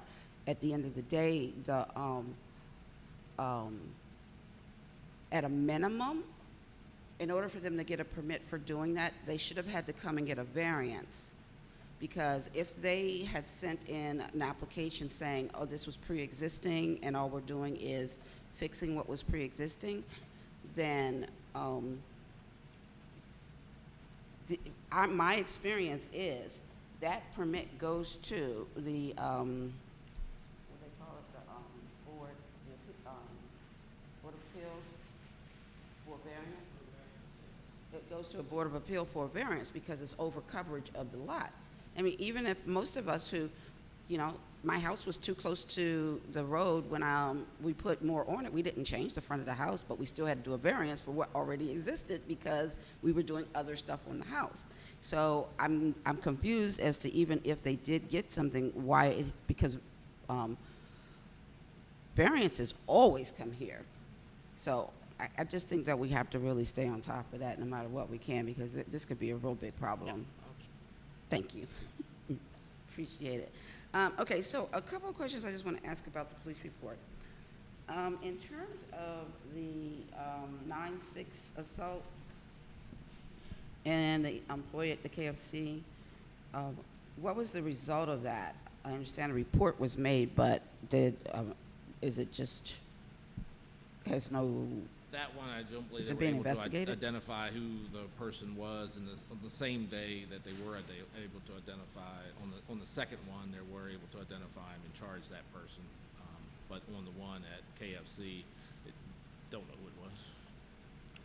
So they had no way of. So where do these police reports go to live when? Like, Do they get closed out? I mean, what kind of recourse does the victim get? I mean, do they get something that says, we can't do anything about this? I'm just trying to understand a little bit better, Yeah. to be more informed how. if they could certainly get a copy of the report. In this case, there was no injury, and I'm going to say it was an unwanted touching. It was not anything terribly physical, and it would not go, if they can't identify right then who it is or have an idea, then it would just end right there. And Unlike if I say it's a robbery or something more substantial, then investigator gets in touch with them. And I guess what I'm trying to get at, if somebody calls in and they want to make a report, if nothing happens after they make the report, you know, later on you can hear the comment, you know what, I made a report to the police and they just did nothing.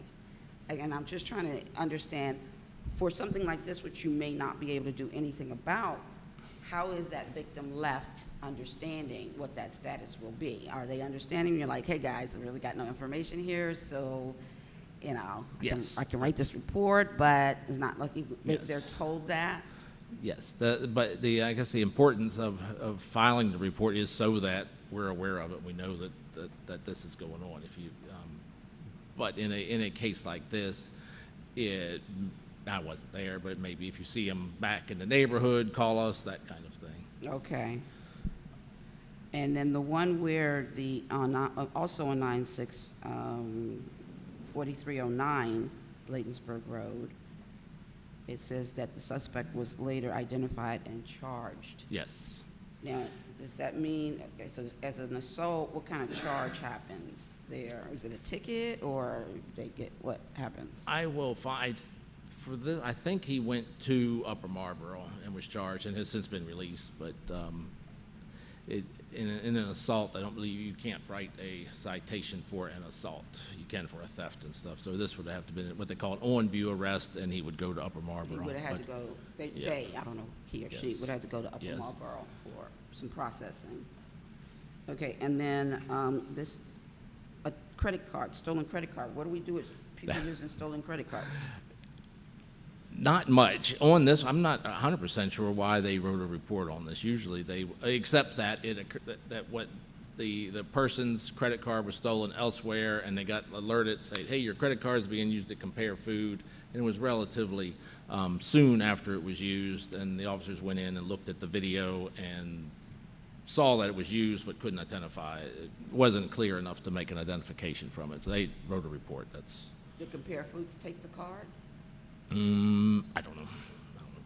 I thought they- Probably not, but I mean, it was used. It was I think it was a successful use. Oh, okay, so it was the person who owned the credit card who saw a charge and Saw a said, "Oh, I charge see at this was Compare used at Food, and then Compare they Food." came down and said, "Officer, can you help me?" And they Right. looked at the video and But couldn't tell gone. Yeah, the exactly. person was gone, and they weren't able to tell. Sometimes you get really good video, and sometimes not so much. Do they show it to the victim? Because the victim might look at it and go like, I know who that is. I don't know if they probably did. Okay, all right, I'm not gonna bug you that much longer. I'm That's all right. just trying to understand some things. This burglary at Compare Foods, in what way did they burglarize Compare Foods at 3 a.m. in the I morning? believe they forced open a side door and went in, and ended up Do you know what you just took? were not successful in entering the manager's office and took some food products and left. Wow, interesting. And the homeowner that, the last one before your written item, the homeowner reported the fence damaged by a neighbor. Yes. So what's the outcome of that? Just a report was written, and it's more of a civil dispute between the two neighbors. So they use the report for whatever civil things, but the Yes. police don't participate in any of that stuff there. All right, I'm gonna leave that there. Thank you very much for the report. You're welcome. And I'll ask anybody have any other questions? Hey, Chief. Councilmember Bowles? Yes, Councilmember Bowles. Miscellaneous police incident. These miscellaneous categories drive me crazy. And then we have unknown trouble, 7. We have 7 incidents of unknown trouble. What? Most of the unknown troubles are 911. Well, you got 911 hang-ups. There's 18 of those, and that's a lot of cell phones dialing 911. And the unknown troubles are usually in that same category. Or someone calls, just says, "Send me the police," and click. And then they do send the police, but at that point, it just goes in as an unknown trouble. So those are interrelated. Separate, but could be similar. The unknown trouble could be a 911 hang-up, or it could be a caller saying, "I just need," it happens all the time. They call it triaging a call. When you call, they ask you all kinds of questions. A lot of people say, "I don't have time for this, just send the police," click. And then that's an unknown trouble for sure. So. They say send the police, and then they don't say where? Oh, yeah, well, they'll say where. Oh, okay. Usually, but it's they don't say what's and they going don't say on. what or why. So. I want to go down to the county and redo their categories. I find these things. Yeah, then they're- What are the miscellaneous police incidents? We got 6 of those. It could be anything. It may, I don't know. I can look them, we can look at them together. And I'd love I have to them do all that. by. Because by police incident, does it mean an interaction with our police officer, or what does it mean, police incident? It's, this is on the dispatch side, and I don't know, what I'm saying, it could be an officer requesting a case number and say, putting it in as a miscellaneous incident report, and then on the report side, changing it to the fraud. That could have been something like with the credit card, it may say, give me a case number for an incident report, but then when they actually type up the report, it's classified as a fraud. But we can look at them. I have, there's 107 of these on here, and I have each of those, but I just don't print them all out on Is here. there any way to do an in-house report that's not just what the county summarizes? Like, Well, all of our, almost all of our activity, all the reports are handled through Prince George's County reporting system, and all of our dispatch calls are handled through the county reporting system. I have asked them to, for instance, if they receive an in-house, somebody on the street says, hey, there's a problem with loud music down the street, to call to notify dispatch of that, so it's recorded in here. Okay, so then it'll all, Yeah. we're moving towards getting Exactly. everything funneled into this report? About 95% of everything goes through the county dispatch or their reporting system. That would be great. Officer Cowling informed us that if we do a local call and it's not called in, it doesn't end up in here. And I was just going to say, if we have local stuff that doesn't get reported, it'd be great to know about that too. But that's fantastic. If we're going to send it all that way and it'll come back this way, fabulous. Is there an increase in I don't know how to ask this question. Is there an increase in crime? As the mayor pointed out, that this was an awfully long page. Yeah, that's. Are we experiencing an increase in crime, or?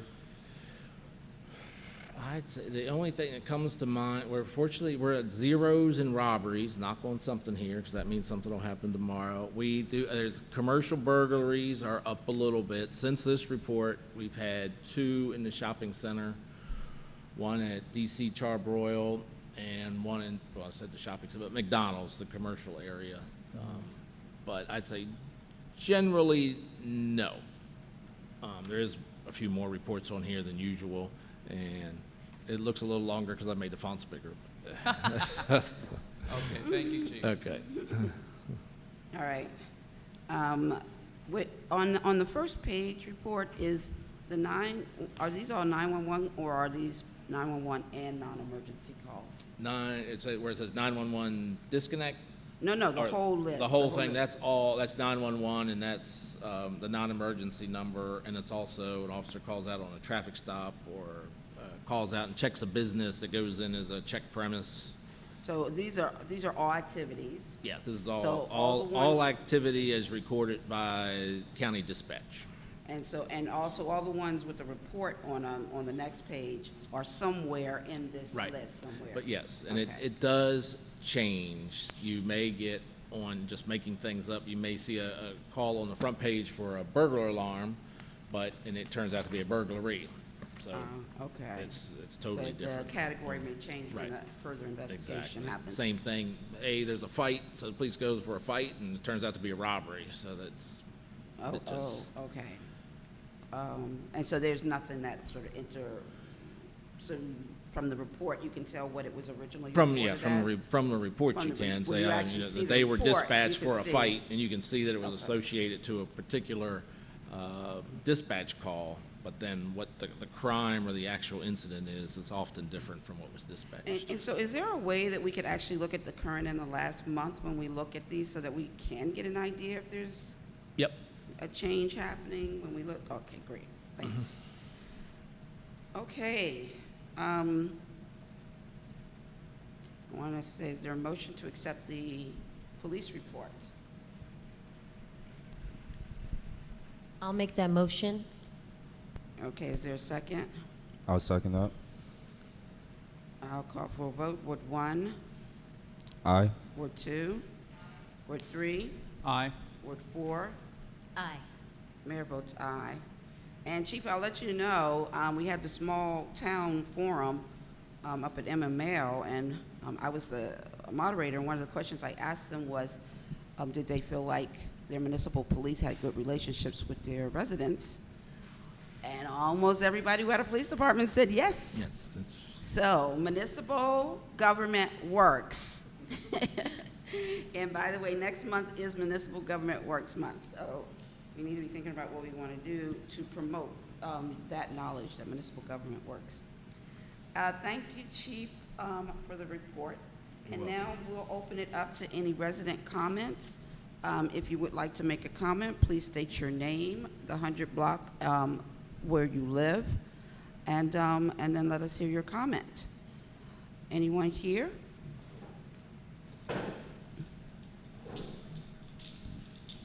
And if you are on Zoom, please raise your hand, and the chief will let us know who we have interested.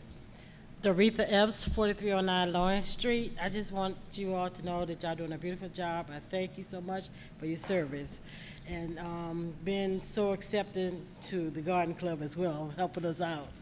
But I wanted to say, I forgot to tell them that the next meeting is Saturday, October the 16th at 4321 Newton Street, which is the East Garden near the levees, the bike trail. October the 16th. Yes, this Saturday. This Saturday, From 10 to 12. 10 to 12. Yes, that's correct. Garden Club meeting. Thank you. Yes, and Arena, I wanted to say that at the Green Team meeting, we also had Natalia Sanchez, that she came through to talk. She's Right. from the Stormwater.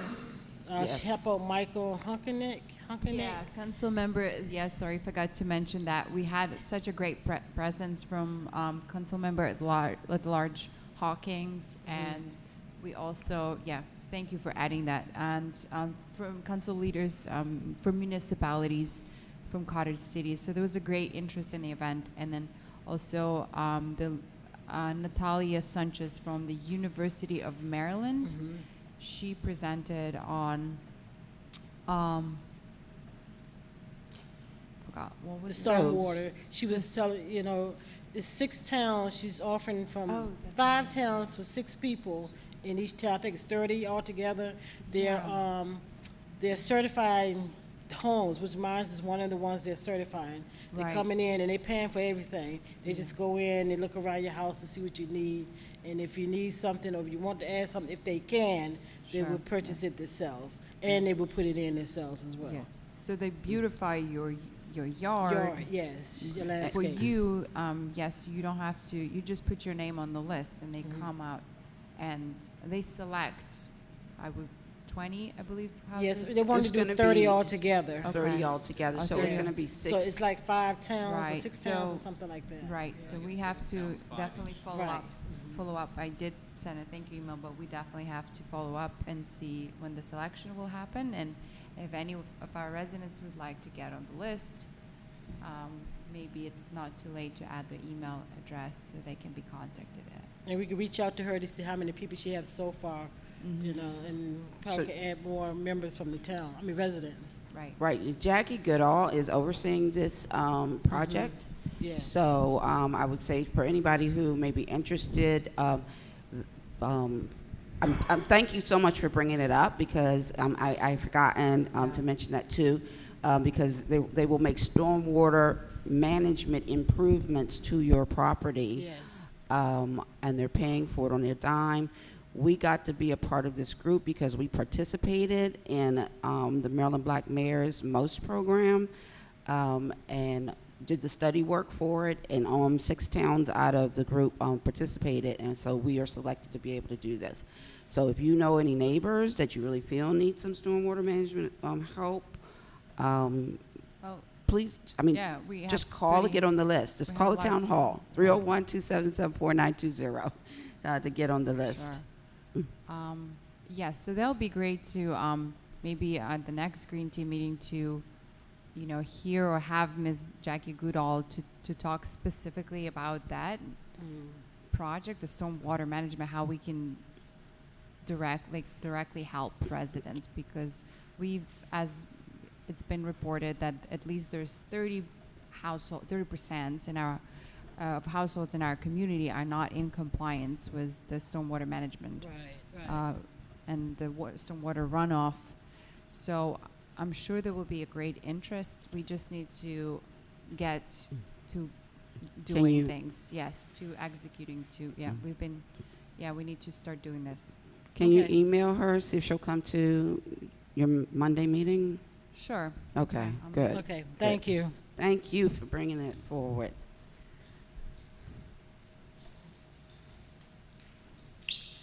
Good evening. My Good name evening. is Cynthia De Leon.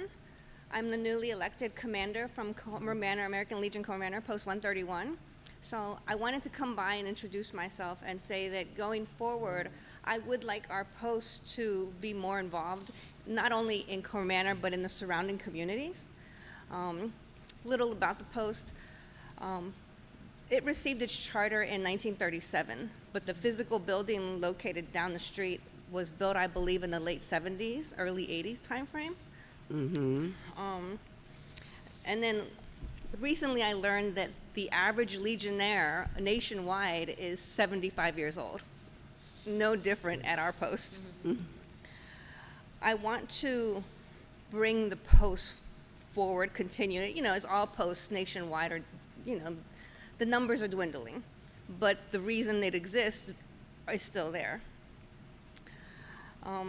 Little about myself, I'm a Cottage City resident. I grew up in the area. I graduated from Bladensburg High School, and I'm a 25-year Navy veteran. So, yeah. So even though, you know, I want 131 to have a presence and doing more in the community, I know change can be slow and sometimes come hard. Mm-hmm. Right now, we do have a Facebook, American Legion Colmar Manor, #131. Mm-hmm. I try to share things. You know, I've liked Colmar Manor pages. I've tried to share things, community events, Cottage City, Bladensburg. So it's a slow-growing process, but I wanted to come by and say hello. Well, I really, really, really appreciate that. I mean, I'll have to say, I mean, I think like in 100 years, I haven't had anybody, except for back when everybody knew everybody, that would come and say that. So I can really appreciate that. I want to thank you for your service and all your colleagues as well. We know what you do is super important to the country. And I am sure everyone in this council would be clearly interested in knowing what could happen. I mean, I think I spoke to you before, for my almost 40 years here.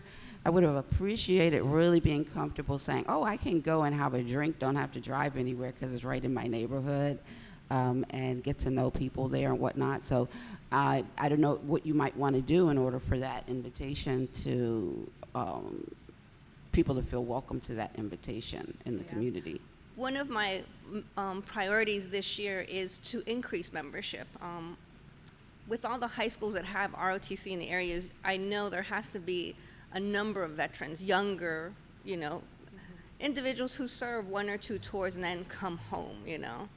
And with all of the services they need, I think especially within the Hispanic community, I'm first generation, so I don't have the extended family that knew or that know of services that were available to veterans, you know, especially now coming home after 20 years of conflict, you know.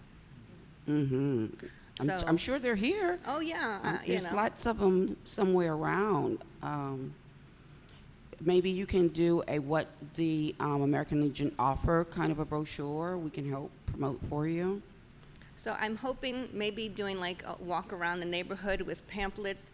The American Legion, I noticed, has applications in Spanish as well. So there's a need to reach out. Okay. Any council, you have any comments or support? I'm so sorry. Could I ask, thank you for your service. My family's military for generations, and you guys, there's just no words for how grateful this nation is. So thank you.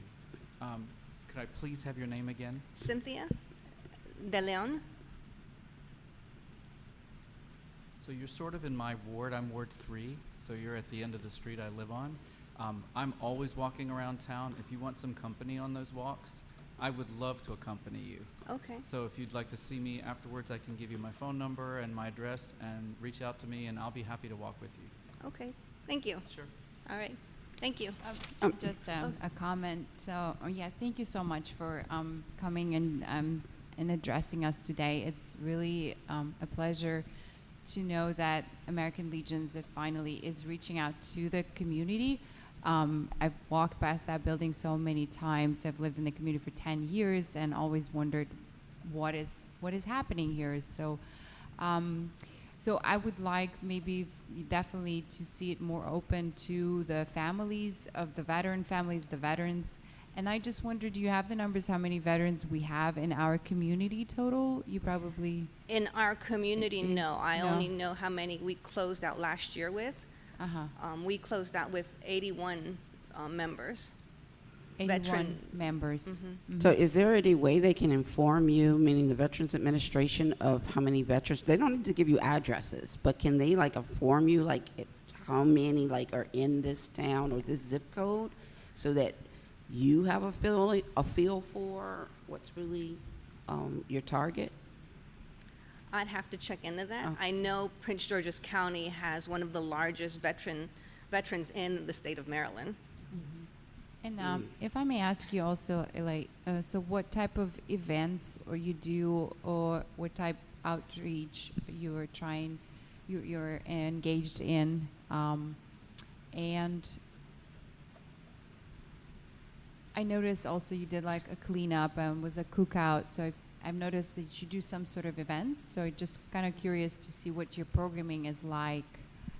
If you have a yearly program. Right now, we offer Sunday dinners. Like this Sunday, starting at 1, we're going to have fried chicken. Uh-huh. So it's a first come, first serve until we run out. Those are volunteer based. So our members volunteer to cook, and then we offer it to anyone is free to come in and get a dinner. Uh-huh. So these are the members, the veterans, and their family members. Yes. Uh-huh. Or the dinners are open to the public. Really? Okay. Yes. Well, we don't. You sell the dinners, right? Yes, we sell the Oh, you dinners. sell the dinners. So 'Cause that's I've seen good. the sign. Sorry. No, no worries. I'm just curious. I would love to come. I just didn't. I didn't know. So I'm. That's why I'm asking these questions, because I don't. All right. And so it's every Sunday. Every Sunday. Yes, check our Facebook page, because Uh-huh. sometimes, if something's going on or we don't have a volunteer to cook, then So what kind of participation do you get for the dinners? what You said it's open to the public, so what level of participation or, attraction, or how many people to come? if you want to stop by on Sunday, anyone is welcome to buy as many dinners as they want, as long as they're available. So how many dinners do you usually sell? Lately, we've been pretty popular because members from the other posts have started to come down. Okay. So And how much are they? Sunday's dinner will be $12, but they range between $10 and $12 depending on the meal. Okay. I also noticed there's a sign that you offer rent. You rental, not rent. The hall rental, yes. Yes. So I noticed that that's been I think a new. We opened up, Announcement. it's been a couple of months. We were a little delayed in opening up our hall rentals back up because of COVID, but our hall rentals are open to the general public. Okay. Well, this is really exciting, and I hope we really look forward to us working together and promoting American Legions in our community and coming to your dinners. And to become a member, also, if you can elaborate on that. So, what does it take? Do we need, as a general public, can we become a member, or do we have to be related to somebody who's a veteran? So the American Legion, you have the American Legion, then you have the Sons of the American Legion, and then there is the American Legion Auxiliary. Veterans join the American Legion as long as they have an honorable discharge. Sons of the American Legion would be any male descendants up to a grandson can join the Sons of the American Legion. The Auxiliary traditionally was the female descendants of the veteran, but 2 years ago they changed that to include spouses, male or female spouses. So now it's open not only just to the women, but also to male spouses of a veteran, and also up to the granddaughter of the veteran, and mothers and sisters. That's great. Yes. Thank you for elaborating on that. I'm sure a lot of our members in the community have service members and would join if the information is out in the public. So it would be great to use your hall, come as and learn about veterans living in the community and mingle with them as well. So thank you for coming and talking to us. Thank you for having me. Thank you very much. And I remember there was a Harvest Fest there back when my children were little. My baby's 31, so this is a long time ago. but it gave people more awareness that the American Legion was there. I'm glad you told me that you're open now, because I don't think it's something that we know, and you may not know that, like, before COVID, whenever our facility is not available to someone, we would refer them to American Legion and the Bunker Hill Fire Department. But we didn't know either are open yet, so I don't think that they've been telling people when we can't book that you are available for. So I will let the staff know so that they know that you're now available and can move them on. But I also didn't know about the dinners, so I'm not sure how the communication is getting out about what you're having available. You know. I post dinners when we have them on our Facebook page. Yeah, I'm not sure that's where people are Yeah. gonna find it. Yeah. So, I mean, I would just suggest doing some strategizing on other ways that you might reach people to get them out. But I'm happy if you guys got a flyer or something to send out. That, you know, we shoot flyers out all the time. Okay. To shoot something out and let people know, because an email doesn't cost us anything, and we do let people know of other people's, you know, events and things that would be useful to them. So, All right. just call the town hall and ask them where you want it, that you would like it to happen, and send it to whomever they tell you to send it to. Okay. Okay? All right. Thank you. All right. Well, thank you so Thank much for you. being here. Thank Appreciate you. it. All right. Thank you. Thanks. So, Chief, do we have any raised hands? We have two, and Monica up first. Okay. And Can you bring her hopefully on? we can hear her. Do we need to shut ours off? Or- Yeah, if you could turn yours off.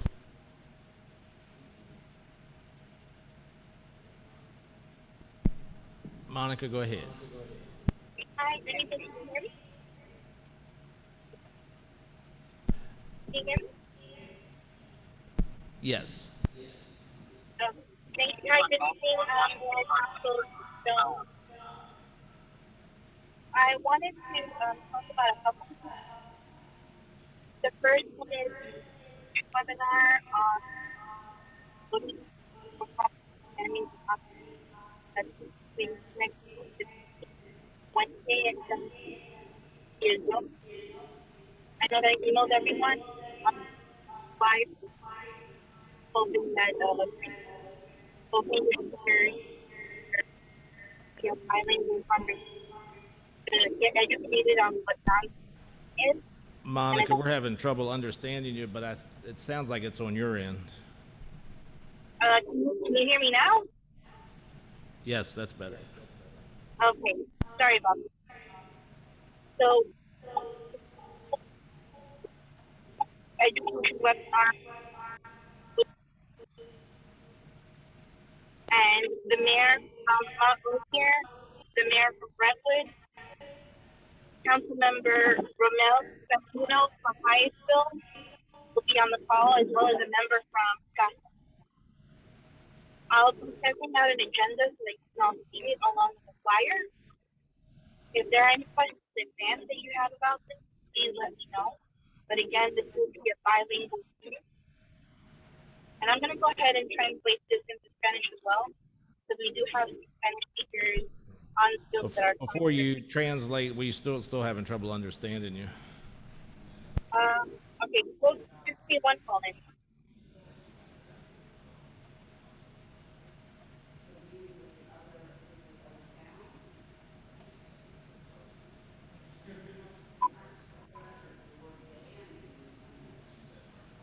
Okay, can you hear me, or it's still not good?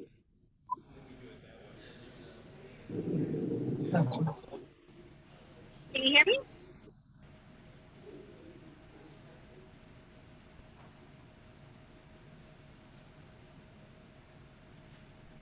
Yeah, Monica, if you can hear, we were having a terrible time hearing you, but if you can repeat what you said, kind of slowly, because I'm going to repeat it, so that they hear it.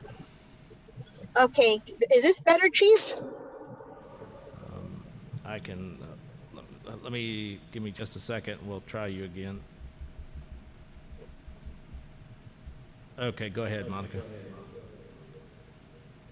Okay, can you hear me? Yes, I think we're better now.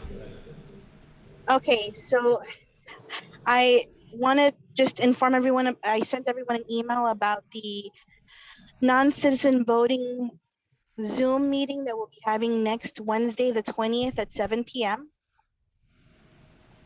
Just as a reminder, we'll have the mayor from Mount Rainier, the mayor from Brentwood, council member Romel Sandino from Hyattsville, along with someone from CASA. And this will be a meeting that'll be in English and in Spanish. It'll be a discussion to learn about what non-citizen voting is.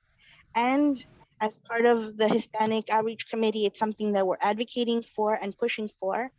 So I know that when CASA came, Morena handed over a petition requesting that this become an ordinance. And so this is something that we're pushing for.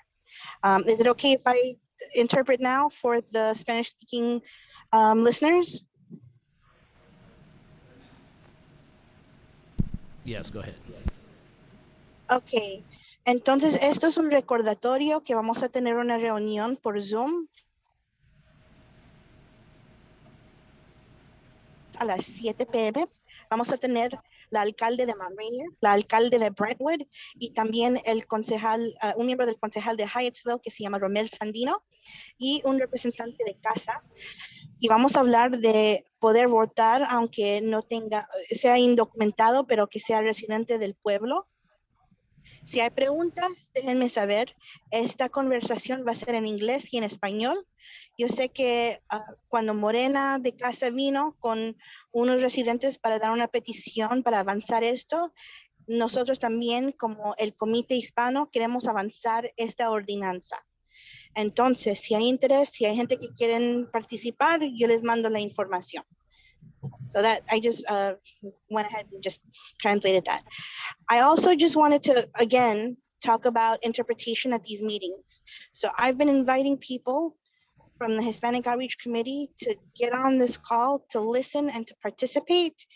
A major complaint that they're having is that they don't understand anything that anyone is saying, and they are asking for interpretation. So I'd like to find out, when are we going to have interpretation at these meetings? Because I have people that are active, they want to participate, but they don't have a voice to be able to right now because they don't understand English and they want to have someone available that can translate their issues in Spanish. Is it okay if I translate that into Spanish now? Sure. Ok, entonces también quiero hablar sobre la interpretación al español en las reuniones. Hay muchos residentes, especialmente del Comité Hispano, que quieren participar en estas reuniones, pero no hay interpretación en español. Entonces, le quiero preguntar al alcalde y al concejal, ¿cuándo vamos a tener interpretación? Tengo miembros del comité, residentes que están interesados y que quieren participar, pero en este momento no tienen una voz.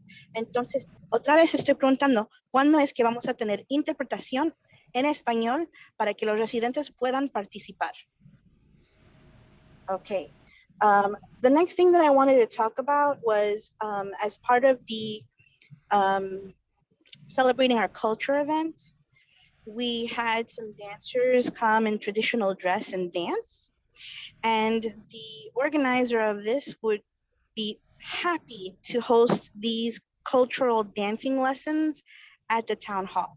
So I'd like to get information on how we can go ahead and do that. She's a resident that lives in the town, and she's lived in the town for the past 20 years. She's someone that has been very active in celebrating the Hispanic culture. Obviously, this event would be open to anybody to come in and you know, she says that it's actually really good exercise. So I told her that I would definitely let people know about this event and this idea. So I'm gonna go ahead and interpret this into Spanish if I can. También les quería decir que resultado de la celebración que tuvimos en el parque, celebrando nuestra cultura, que una de las organizadoras del evento hace bailes culturales y que está disponible para enseñarles a los niños y los residentes y adultos de cómo bailar o cómo hacer estos bailes culturales y que esto estaría abierto para cualquier persona que tiene interés en participar. Y puede ser adultos, niños, lo que sea. Me gustaría obtener más información sobre cómo podemos tener esto en el centro del pueblo. Sorry about that. And then the next thing that I kind of wanted to talk about is uh, in the past, I've asked about the newsletter, the town newsletter. And so I want to know what the status of that is. I've seen some newsletters that other towns have been sharing, even notes from town meetings, which I think are great in English and in Spanish. And I'd love to find out what the status is. I think I've been asking since the spring or the summer about this newsletter. I know that we're short staffed in the at the town hall. I'm wondering if maybe some volunteers, resident volunteers, might be able to take up this task, or maybe partner with one of the town council members or someone from the town hall to help get this off the ground. So I'm going to go ahead and interpret this into Spanish. También quiero preguntar sobre el correo electrónico que que publicaron. Es un papel que nos decía qué es lo que estaba pasando en el pueblo. Tenerlo esto en inglés y en español es algo que antes nos mandaban por correo. Entonces yo quiero averiguar si hay un voluntario que lo puede hacer de nuevo. Tal vez alguien que puede trabajar con un miembro del concejal o con un empleado del pueblo para tener esto activo otra vez. Sorry that I'm kind of just unloading all these things on you, but yeah, I feel that it's important. I also wanted to say that Malik, I am super happy to help with the business directory. I have attended a Brentwood, I think it's a business group that they were having. And so I'd love to kind of help you with that. And there are a lot of entrepreneurs that live in our town that need support. So I'm definitely up for that. I'll translate this into Spanish. El concejal Malik ha dicho que le gustaría empezar un directorio de negocios que hay en el pueblo, gente que son dueños de negocios como carpintería, como cortar grama, contratistas, gente que hace comida. Entonces, si usted es un dueño de un negocio, vamos a empezar un directorio de negocios y Malik es la persona, el concejal que va a hacer esto y contacte al señor Malik. And then also I just wanted to say thank you to Miss Dorita with the community garden and the pumpkin and the harvest. I'm happy to donate to that and help in any way that I can. And I just appreciate everything that you do, even with the ice cream social, with garden events, with all of that stuff. I think it's your club is just amazing, and I just want to express my gratitude. Also with Chief Stone, thank you so much. I know when you were talking about the person that was armed, just how important it is to have that type of thinking and action to not have something like that turn deadly. I really appreciate you and the other towns for doing that. I also wanted to talk about the pop-up market. So I was planning on having a market this Saturday, but I didn't really get a lot of people saying that they could do it this Saturday. So I might look at a different date in October. This is the rain date for the one that got rained out. I think it was in August. But there is definitely interest, and I would even pitch. I would love to do this for the holiday season. So I definitely would, and I'd love to have other members of the council help with this. I know I've had help from Malik and from Irina, and I invite anyone else that's interested to come and help me with it, just so that you can experience it and see what it takes. And then finally, I also wanted to talk about the noise ordinance. So I had an issue this past weekend on my block, one house down from where I live. I have no issue with people playing music. I do have an issue when I can hear it in my living room with my TV all the way up, with the volume all the way up. If I can hear someone's music, that's a problem to me. I tried dialing the non-emergency line, but I think gets routed to like the PG line or whatever it is. And I know that council member Doug has been championing this, and I'd love to help in any way that I can to kind of build a campaign to really just get people educated on how to be a good neighbor, how to be considerate of the people that live around them, because this is an issue that I just can't take anymore, and I'm tired of being the bad person. But if you can't, I don't know how you can teach people to be considerate of their neighbors. I'm very rarely loud in my own house, and I'm not rude when I ask people, can you please lower your volume? But it's silly of me to think that they would react in a way that's respectful. Most of the time when I ask people to lower their volume, they're very rude to me, and I think it can become a safety issue for me and my family. So this is why I feel the ordinance and a campaign to educate people is super important. So I'm just going to go ahead and translate that very quickly into Spanish. Una de las cosas que yo dije fue sobre darle gracias a la señora Doritha Epps, que tiene el jardín comunitario. Ellos siempre están haciendo eventos para la comunidad y van a hacer uno para el otoño con las calabazas. También le quería dar gracias a la policía porque hubo un incidente donde ellos mostraron como un esfuerzo de no ser violentos en esa situación. Y finalmente, sobre el ruido y la música que la gente ponen en la casa. Yo personalmente no tengo un problema con la gente poniendo su música en su hogar. Lo que sí tengo problema es cuando yo lo puedo escuchar dentro de mi sala con el volumen de mi televisión arriba. Si yo lo puedo escuchar, hay un problema. Yo creo que nosotros tenemos que tener respeto para nuestros vecinos, respetar que poniendo la música muy alta no es siendo un vecino bueno. Y yo creo que se necesita una campaña para educar a nuestros vecinos de cómo se puede tocar y estar feliz en su casa, pero también no molestar a los vecinos alrededor suyo. So one of the things in regards to the noise ordinance and the noise that happened, and this was during, I think it was a weekday, the gentleman, when I had knocked on his door and I told him, listen, I can hear your music and it's an issue, he said, listen, I can play my music until 9 o'clock. And what I had to tell him is, listen, you can play your music until 9 o'clock, but that doesn't give you a free pass to play the music crazy loud. That's not what that means.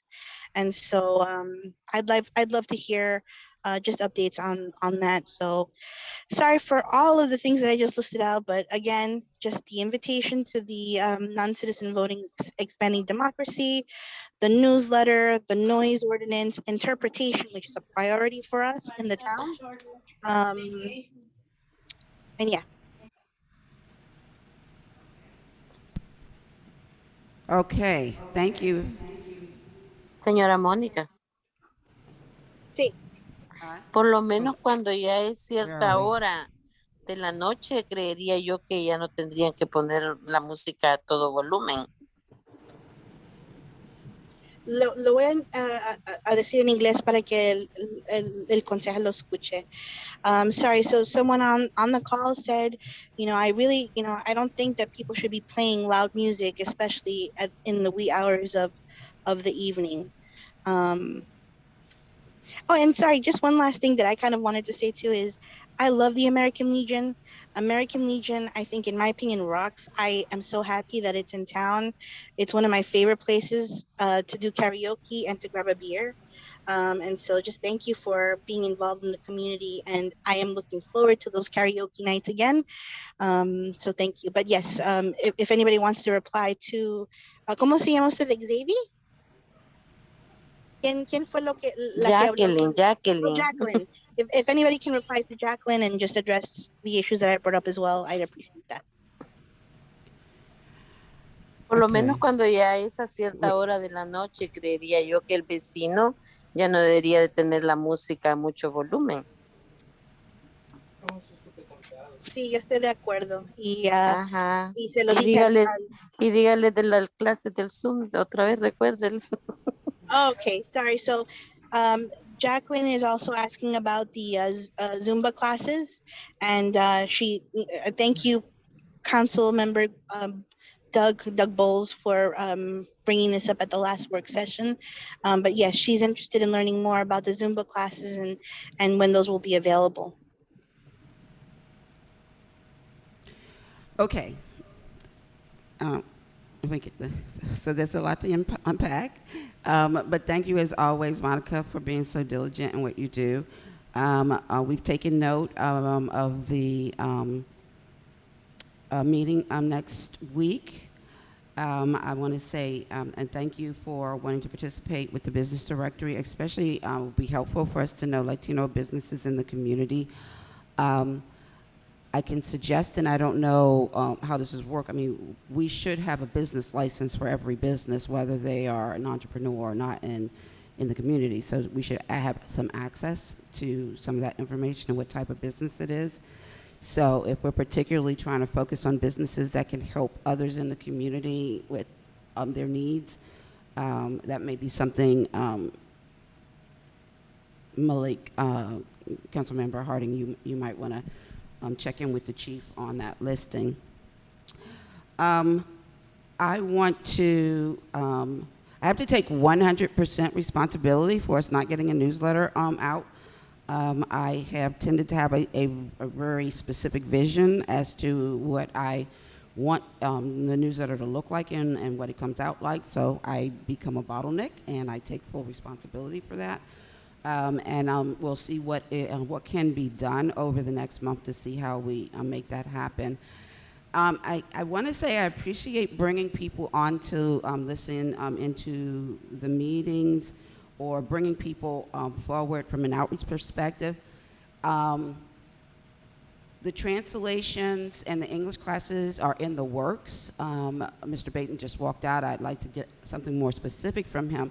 But to avoid creating a frustrating experience, I would probably suggest that until we have these things in place, that if it's uncomfortable or frustrating for people, that it may be some time to wait, because we will be translating minutes and we will be translating the information that we have, but government basically moves at the speed of snail.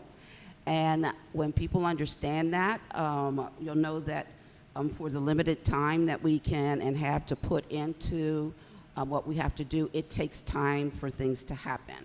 And so the translation process is in progress, as well as getting the English classes are in process. And so I would say stay tuned. Once we get there, we'll be there. So I would ask for patience in that process. As for the noise ordinance, I probably want to understand a little bit better the experience with calling the non-emergency, because calling a non-emergency does go to Prince George's County, but it should work that it comes back to our officers if they're on duty. And I don't want people to be discouraged if you call and you're getting Prince George's County, because that is the way it works. So maybe offline, you can let me know kind of what that experience was, or with the chief directly, so he knows what that experience is, so that we can make sure that reporting can be processed. Agree with you 100%. People should be as curious, should be as courteous as possible. Mr. Baton, so the question was on the table about what stage are we in trying to bring translation to our meetings?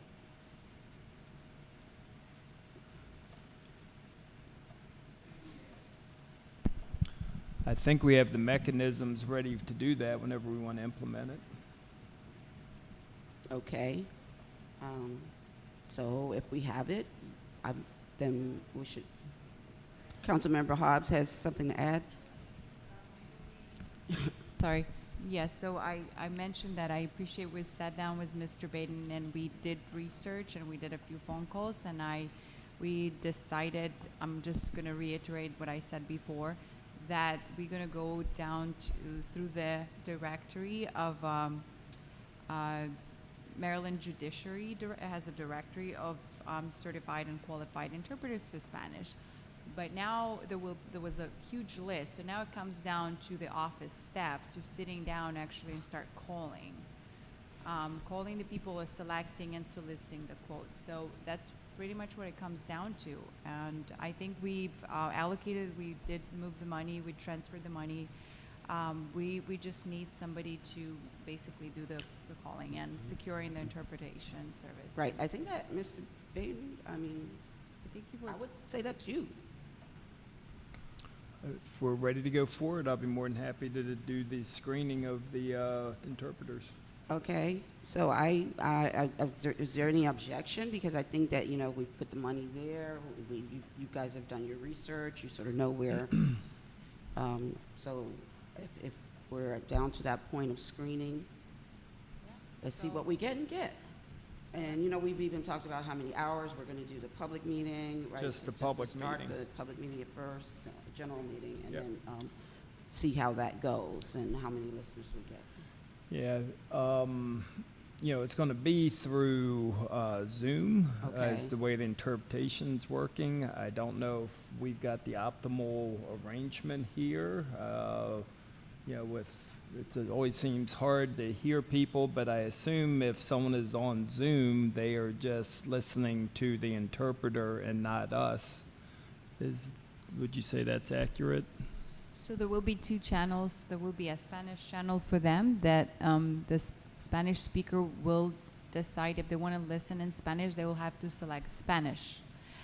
And so they will be listening to the simultaneous interpreting of the proceedings of these meetings. So they may choose to mute us altogether so they would not hear at all, like the English rendering, but they may have a little bit there's that option, a little bit of just to hear in the background, but it's not interfering. There's these options. I can have a little overview of before if we're securing and I hope we can do this next session maybe, so it gives us some months and hopefully that's enough time to secure the interpreter, and I can instruct our listeners next time if we have the interpretation. We need to upgrade Zoom, right? That's another thing that we've looked into it. So we need to upgrade Zoom to the business package that includes interpretation as a function, as an option to choose. Do we need? I think Mr. Bain's question is: do we need to buy another Zoom? Yeah, that was we've had a phone call with Zoom. We called Zoom directly, and they said it was not much more money additionally per month. I believe that was. So we have to get that done. So I'm really trying to get down to steps. What steps we need to take? Yes. So we discovered that was one thing, and I believe we did allocate additional resources for Zoom, Mr. Baden, right?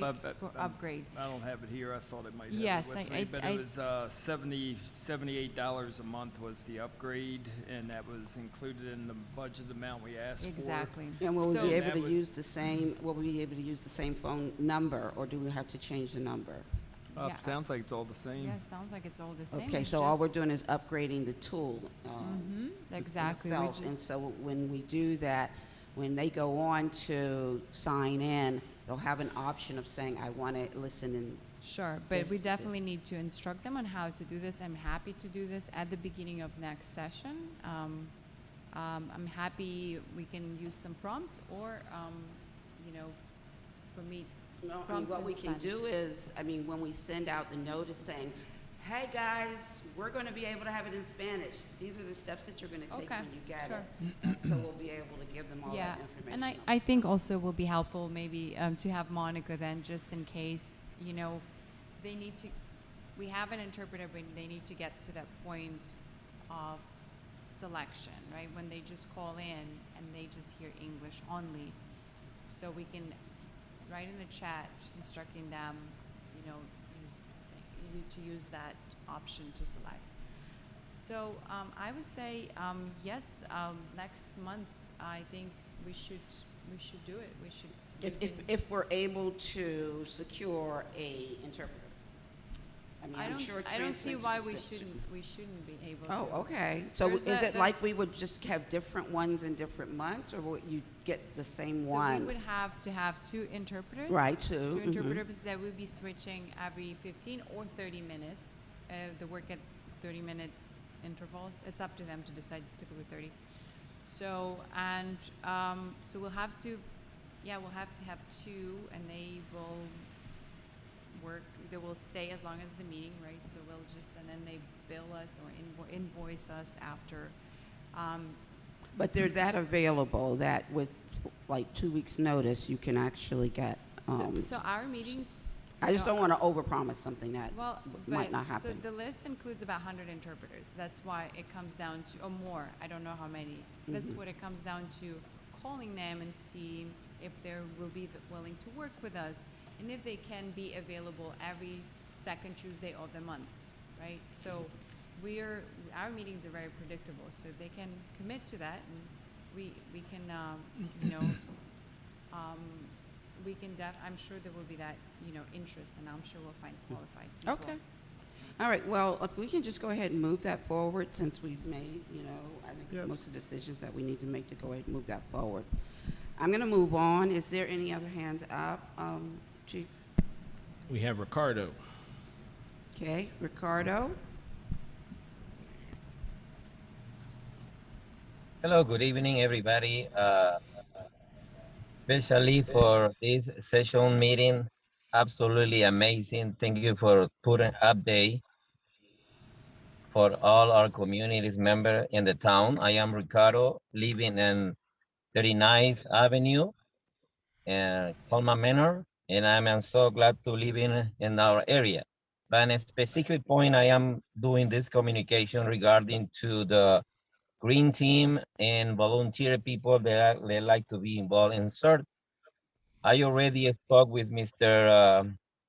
Plummer, who is the community development from Prince George County CERT team members. And I am going to next step, updating this communication with you, because after that successful overview CERT and the last time, we are going to receive what I mentioned before about the certification for that meeting, that overview. Tomorrow I will be receiving for all those people was already sent out, signed on the papers, and I will be make my delivery to you, Mayor Sadara, to sign those certification, and each one person what they have on the list will be receiving uh, the manual initial for the training. Official training is coming up in November. That is one big part in this moment. Thank you for this opportunity to pass this information after speak with Mr. Plummer, Rashid Plummer.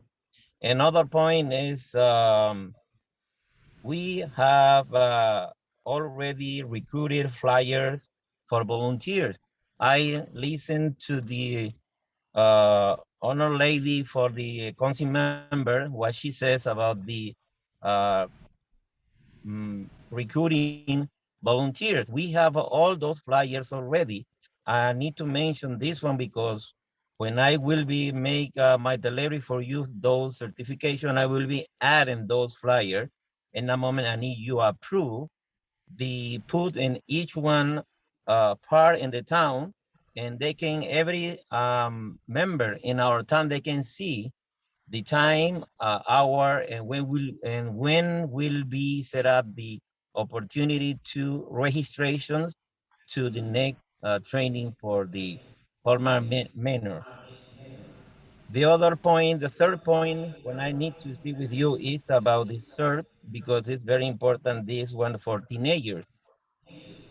This, our program is not only for to be involved volunteers, it's the future too, because the CERT come with connection inside and outside or interagency. This program connect our teenagers when they are going up, finish high school, they can set up for the new pathway to have a new career. CERT is a program to connect those opportunities for entrepreneurship and honor career what they are looking for. I am the witness because my family member, my son and my daughter, they are already in the pathway to be professional in the career what they are doing. And in the same way, we can, what I did for my family, we are available to do for our members, families in our town. Only thing is you need to request information. That is what my point right now.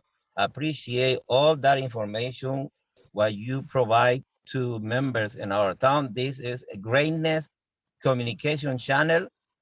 Salute you and applaud you because I am working right now, but I can see you like when that day approach to go to the meeting in person. Thank you for this great time for giving me, but I am open mind. Remember the next week, tomorrow I will be receiving those documents.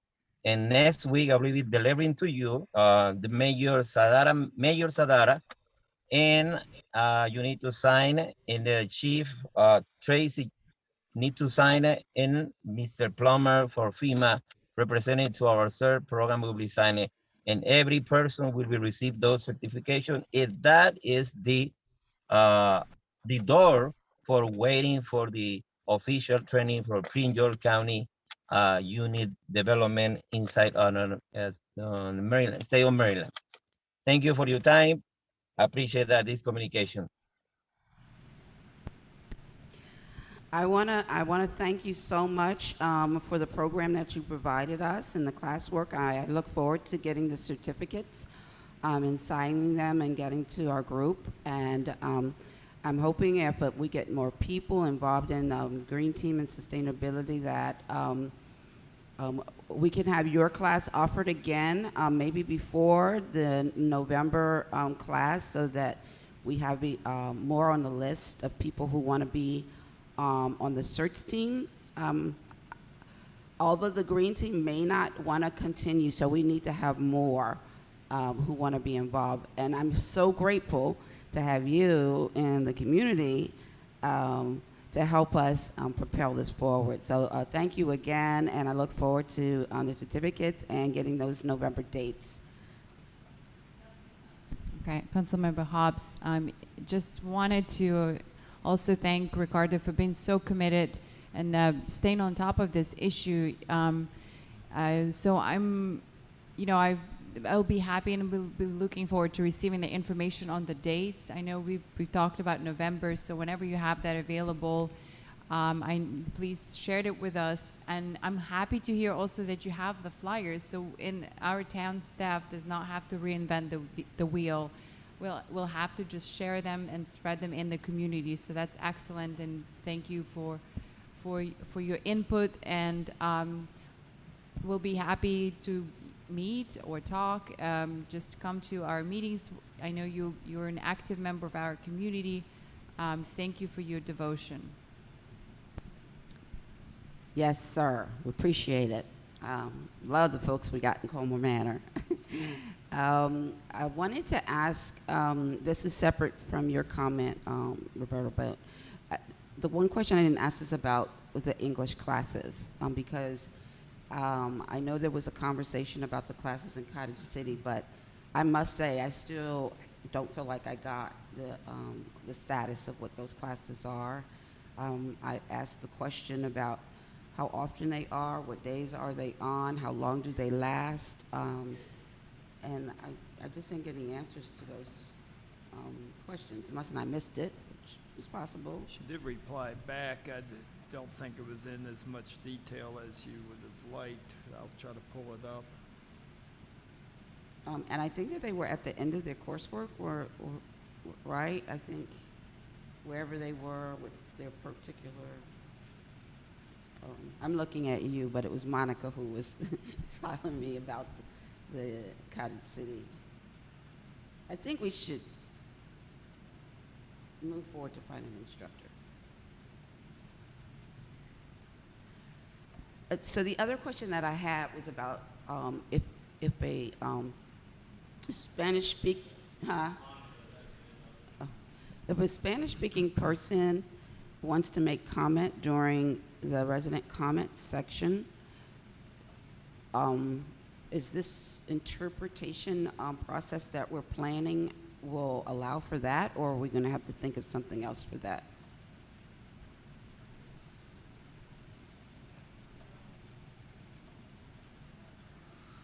Hello? Okay. So when, so the Spanish speaking person will always stay in their Spanish channel. This is the responsibility of the interpreter to switch in between the channels.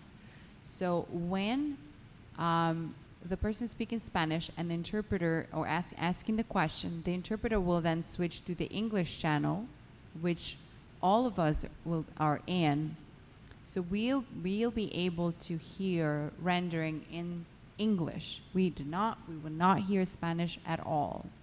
Okay. So we always stay in the English channel. The interpreter switches between the channels. Okay. That's great news. Good. Yes. So Thanks. yes. So that's the other question is it seems like it's working. The chief is managing it like with controls and the volumes and everything. So that adds another layer, I feel like, of difficulty. We may want to test drive it before we, hire interpreters. We may want to have a training session. If we secure them, we definitely need to do a training sort of tech session with them. The only way we're actually going to get a decent rendering of the session is that we just do it live. Because as many times the chief has challenges with this, he goes through all kinds of practice things that he does before we understand. get here, but So it's only when we have the live I understand. So reality. maybe we'll do it a few hours before the actual scheduled meeting or the day off when things are set up or being set up before 7. Let's say we have it at 5. We do a test drive with the interpreters, with our communications, test the communications, and decide if we can proceed that way. I think we should also do it before the night of the meeting with the staff. We have some Spanish-speaking staff here, and so that we could see how you actually go on and log into it. Great comment, And, yes. we That would be might great. have some complications with like Perfect, what we yeah. do here, so we'll probably need to adjust that as we go, but I think we should do it in-house first. Are you Sure. saying Yeah. Are you saying do that without the interpreters first, or to? Yeah, No. I think, let me just, I think I just had an idea, sorry if I jumped in. So what we can do, since we have Spanish-speaking staff, once we secure and upgrade the platform, we can create, a meeting on Zoom just for tech check, and with people calling in, let's say from their phones or the office, and having one person assigned as interpreter. We need to teach, people, its chief, how to do that, how to use that interpretation function, assign people as interpreters. So we can do that like a test drive of this function. Yeah, I'm thinking of actually having the interpreters we're going to use involved too, so that they could see how it works as well. I mean, they might be used to it. I mean, they might be teaching us, so it may be good to have them on board for that training as well, especially if we're going to be using, hopefully, the same individuals each Okay, meeting. move forward and conquer. You guys can go ahead. I hear you, so go Yep. ahead and just organize what you feel needs to be organized, so we can just actually just go ahead. Y'all think through the steps and do it. Okay, and then back to the English as Second Language class on Monday and Wednesday at 6 p.m. and they meet for an hour, was the answer that Consuela gave back on September 16th. And is it on Zoom or in person? It's on Zoom, I know that. Mondays and Wednesdays They at 6 currently host a class by Zoom, yes. And how many people do they have in that class? Doesn't say. I mean, I imagine you have as many as you want if it's via Zoom. No, I know, but I'm just curious, what's the attendance like? Oh, and the cost was the other question that I had. What did it cost? Cottage City's paying $75 per class. Okay, so it's an hour. Yep. Okay, and Do they go And- through a company or do they hire directly a person? I don't know that. do they pay? Does the students pay anything to be there? Not that I'm aware of. I mean, she just kind of answered the direct questions we had. How often is the class and when do they meet and for how long is the question we asked, and said the class on Monday and Wednesday at 6 p.m. and they meet for an hour.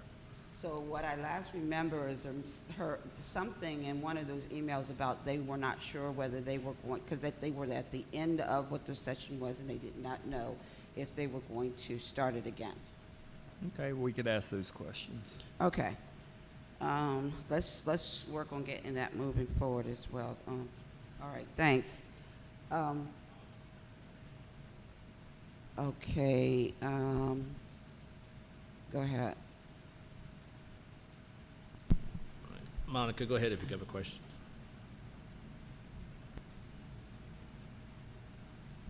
Sorry, I'm here, but I'm gonna hang up because I've actually been on my phone. I'm joining by my tablet right now, so just give me 1 second.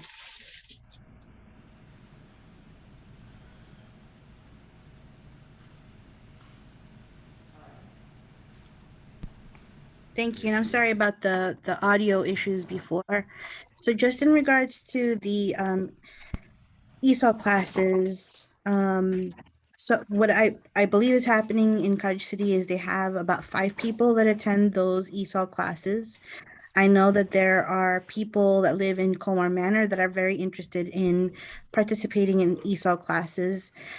Prince George's Community College offers them, and I think LAYC, the Latino American Youth Center, is offering them, and I think different churches are offering them.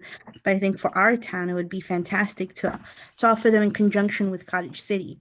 So I'd like to know what the process is to working with Cottage City or beginning the process. I know that Consuela had mentioned bringing it up at one of their work sessions. I'm not a, I don't know if I'm a representative for, I'm not a obviously I'm not an elected representative for the town. So I'm not sure if it's appropriate for me to attend one of these work sessions, but I would probably request that someone from our town attend the work session or just begin talking with them about this, just so that we leverage resources.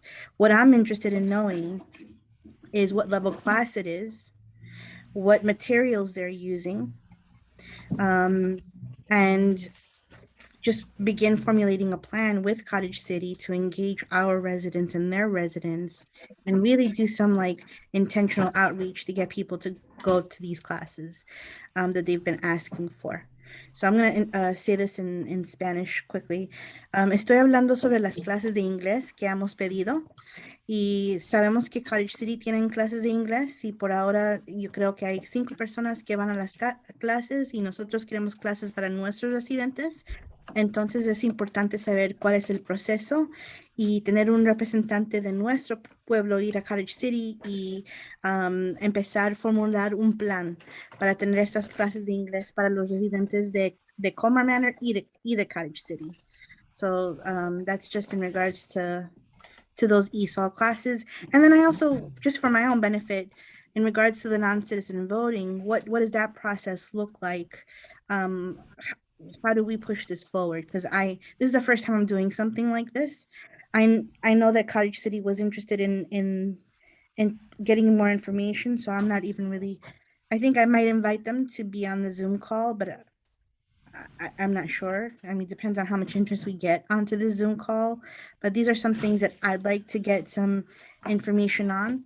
And also, what was I just gonna say? Oh my God, I just forgot. I forgot. Sorry, I just So lost I my just train. want to respond. I just Sorry about that. But yeah. we were, I don't know Oh, whether yeah, you had sorry heard us about the talking, but translation and I was just interpretation talking to services. Dan about I think it's a the, great idea the to have a pilot of this, but communication I with think something Consuela that's and where really they are on necessary it. as So well, I is just an appreciate the additional education for town questions about the residents on type of who their council material members and are, what the wards are. People don't know this. People don't have this information. So maybe that could be where we talk so about mute your side and or talk. pilot the interpretation so that it's not an official meeting. I, I'm I'm sorry, Monica, you weren't hearing me when you were talking. I was saying that I didn't know whether you had heard that we were just talking. I was just talking to Dan about his communications with Consuela about what they are doing in Cottage City, and as far as I know, our agreement, we've already budgeted money to work, so it's a decision of just who do we want teaching the class, and then we can promote it at that point. So we'll let you know where that stands. Dan is going to check in on those couple other questions as to whether or not they're on the end of their classes. I think that Cottage City had a question as to whether or not they wanted to continue or not. And I think if we told them that we would be on board, might be a better chance of them actually continuing. And we'll see what happens. If they are not interested in continuing, then we can just hire somebody and look for somebody to hire and do it by Zoom ourselves. So that's where we are right now with that. And I'm going to move on from this section of the agenda at this point, unless I have a new person who needs to speak. Okay, and always, Monica, thank you so much for everything. And, you know, you can always give me a call and we can have, you know, additional conversation about the things that you wanted to ask about. In terms of the process, I think it's very organic right now. The process of looking at on citizen voting, it's organic, but from everything that we have discussed, it's something that we all want to put our close attention to and put our close thoughts to what that might look like at the end of the day, and talk to some other people.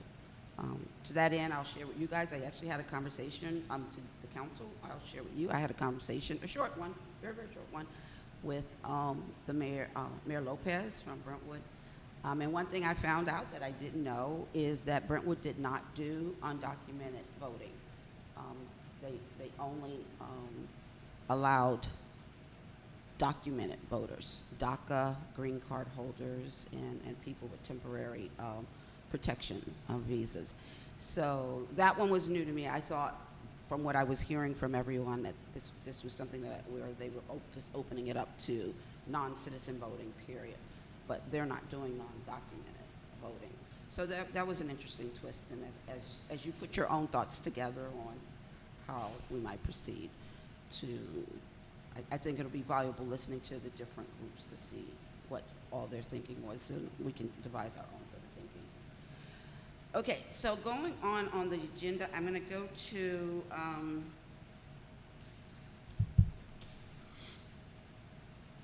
lost my agenda.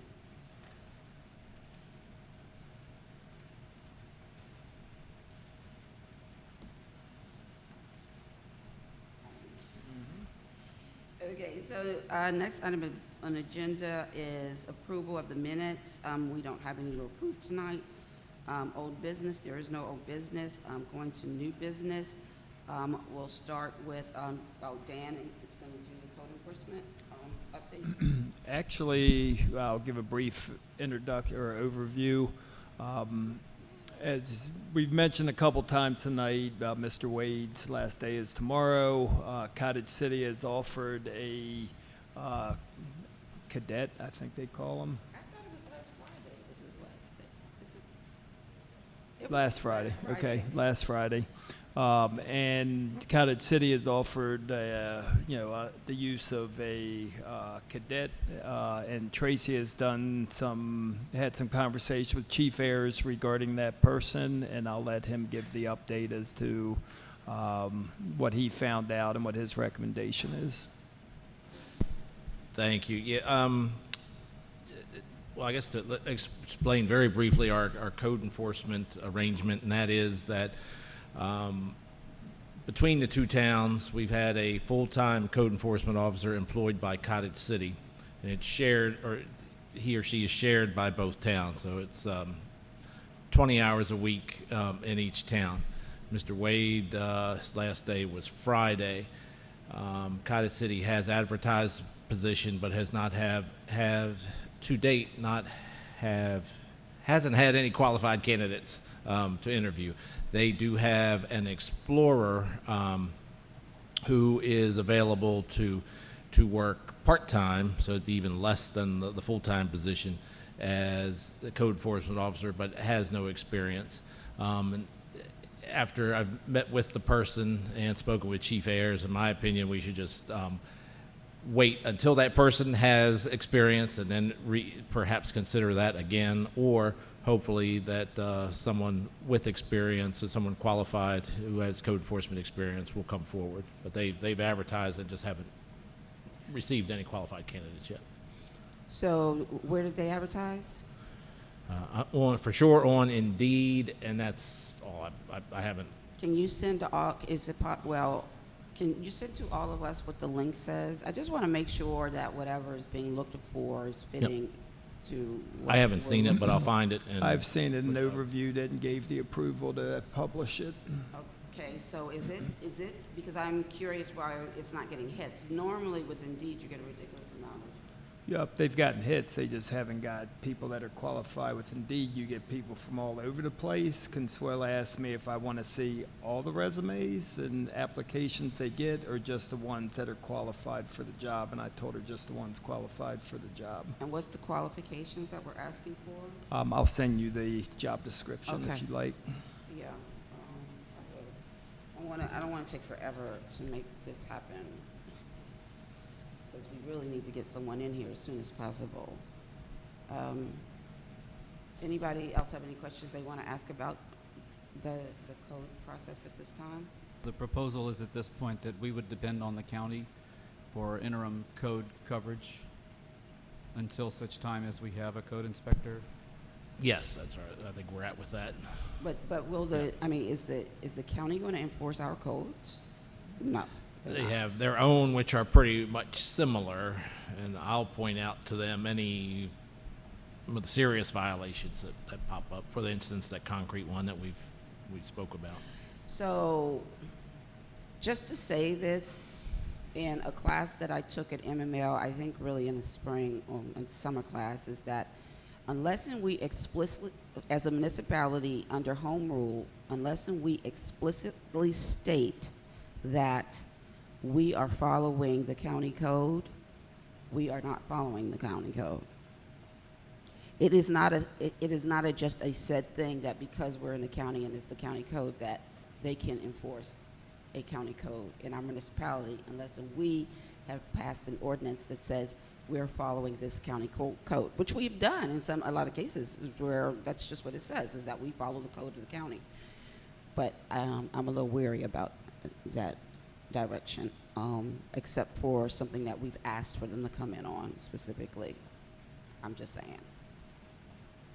May I ask, so if we don't adopt a county ordinance, it doesn't, are you saying that if we don't adopt a county ordinance, it doesn't It's apply? not just explicitly applies. It's like there's some categories, and you can't quote me directly. We had a class with a lawyer code expert who was about the differences between municipality and county codes, and that is what came out from it, was that you can just blanketly say anything that we don't have inside of our code is going to be county code.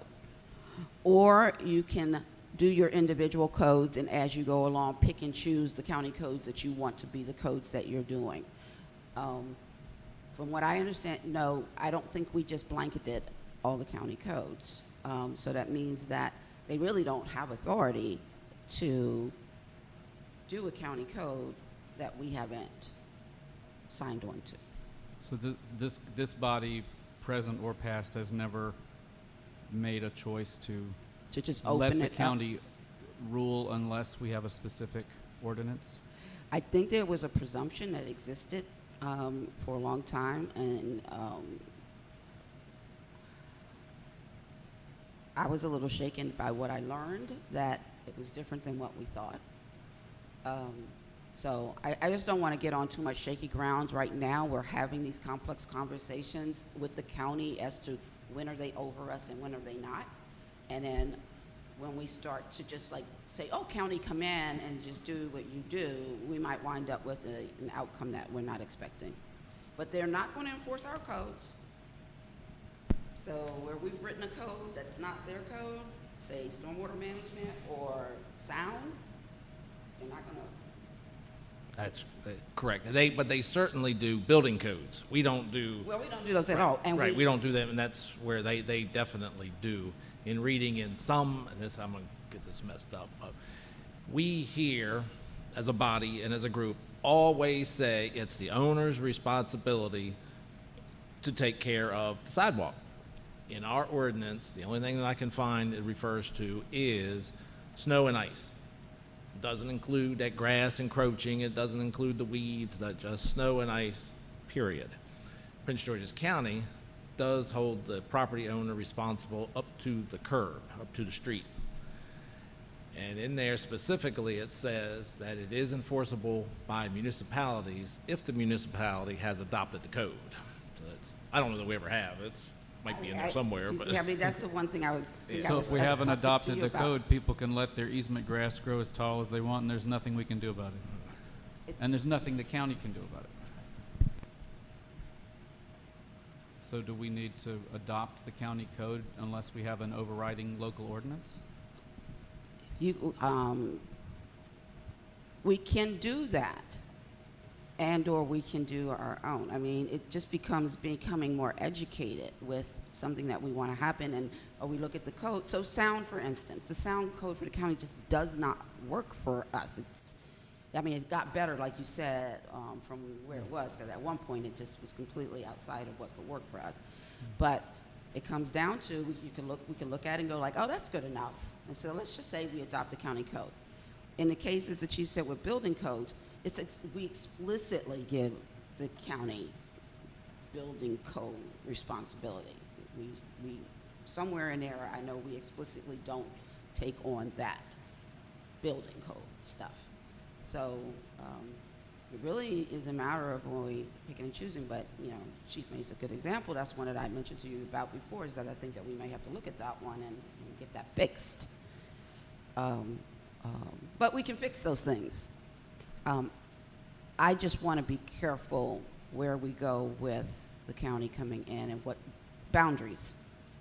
It's about boundaries, because a lot of times the county and the whole thing with the police and them having legislation saying that the county will create a disciplinary board over our police, just like shot like hot waves through MML and all of the municipalities in terms of that slippery slope of making the county like a parent to us instead of a brother or sister. And they should be brothers and sisters and not parents. And a lot of people perceive them to be parents, including some of us. So I just want to be careful. I want to just hire a code enforcement person as soon as possible so we have our own. I mean, do they have temp agencies that like have code people that we could bring in a temp person? Not that I've ever heard of. Mm. Okay. All right. What's Tony doing these days? So just to be clear, we are not ruled by the county's ordinances on any matter other than building codes. Let's leave that. Is that? Let's leave that kind of gray. And let's leave that kind of gray.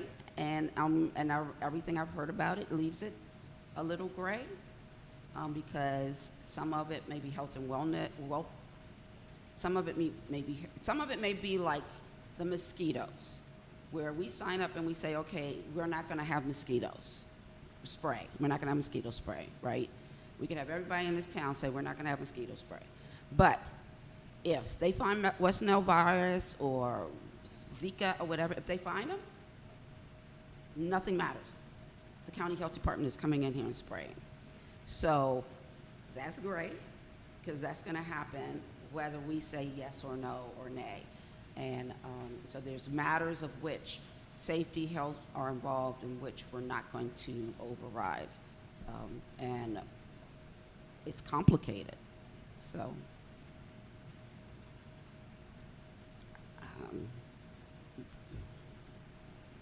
I, I think we need to hire somebody.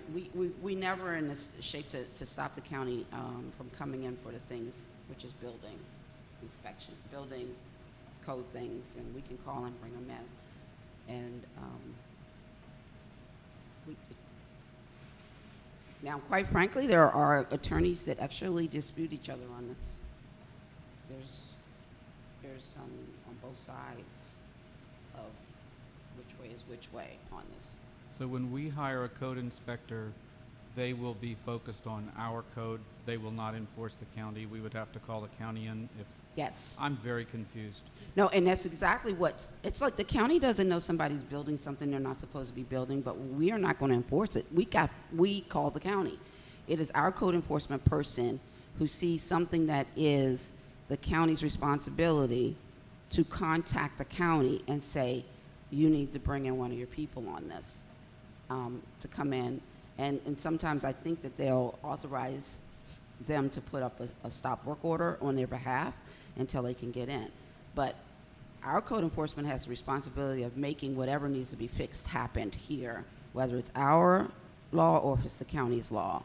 That's the problem. And I think that's been misunderstood in the past as well. Because I had that conversation with Mr. Wade, you know. That's interesting, because I said if we cannot make an ordinance that is looser or more permissive than the county, but we can make it tighter.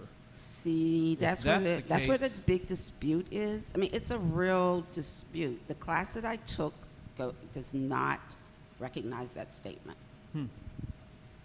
They don't recognize that statement. It makes enforcement very difficult. You can go easier or harder, but unless something has been explicitly stated that you will follow this. So if the state passes this law about disciplinary action being handled by the county for municipalities, we can't override that. That just happens. It will be the county, and we can't do anything about it if that's the way they go, because the state has mandated it, and we are incorporated by the state. The county is incorporated by the state. So it always comes down to, did the state say something that put the county in charge of us? If the state said something that put the county in charge of us, then that's where we are. We have to follow what the state just told us, and they can put the county in charge of us on certain things, and that's why it's complicated and gray. Sounds like we need to go through the entire code. Of the state of Maryland, actually, It the sounds Article like 23. We need to go through the entire thing. And ours. So anyway, so that's the status of where we are right now on that one. I'm going to skip around just a little bit so we get through things. So Breast Cancer Awareness Month, we had talked about it. It is October. It is. I was thinking, you know, because we already are dealing with the Harvest Fest and trying to figure out how to get that event going, and we also, so I was thinking that maybe we do something as simple as we buy some pink ribbons, maybe that can go in people's yards, and then we send out a message and say, you know, we want everybody to appreciate the awareness, and first come, first serve. We have these many ribbons, and we'd like you to display them in your yard, and have them come in, and we just go through, and then we can take pictures of people who displayed the ribbon in their yard. How does that feel?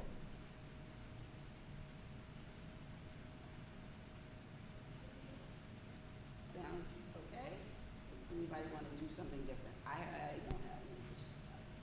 Oh no, I personally was gonna say I don't have a different idea. I feel like this is one approach that's good. Like, it's a positive approach on it. So if anyone thinks of anything else, we could add towards it. All right, thank you. I feel low capacity right now, and so if we can do something that doesn't take a lot of energy, but it still presents the impact of what we want to do. Any objections? I'll put something forward.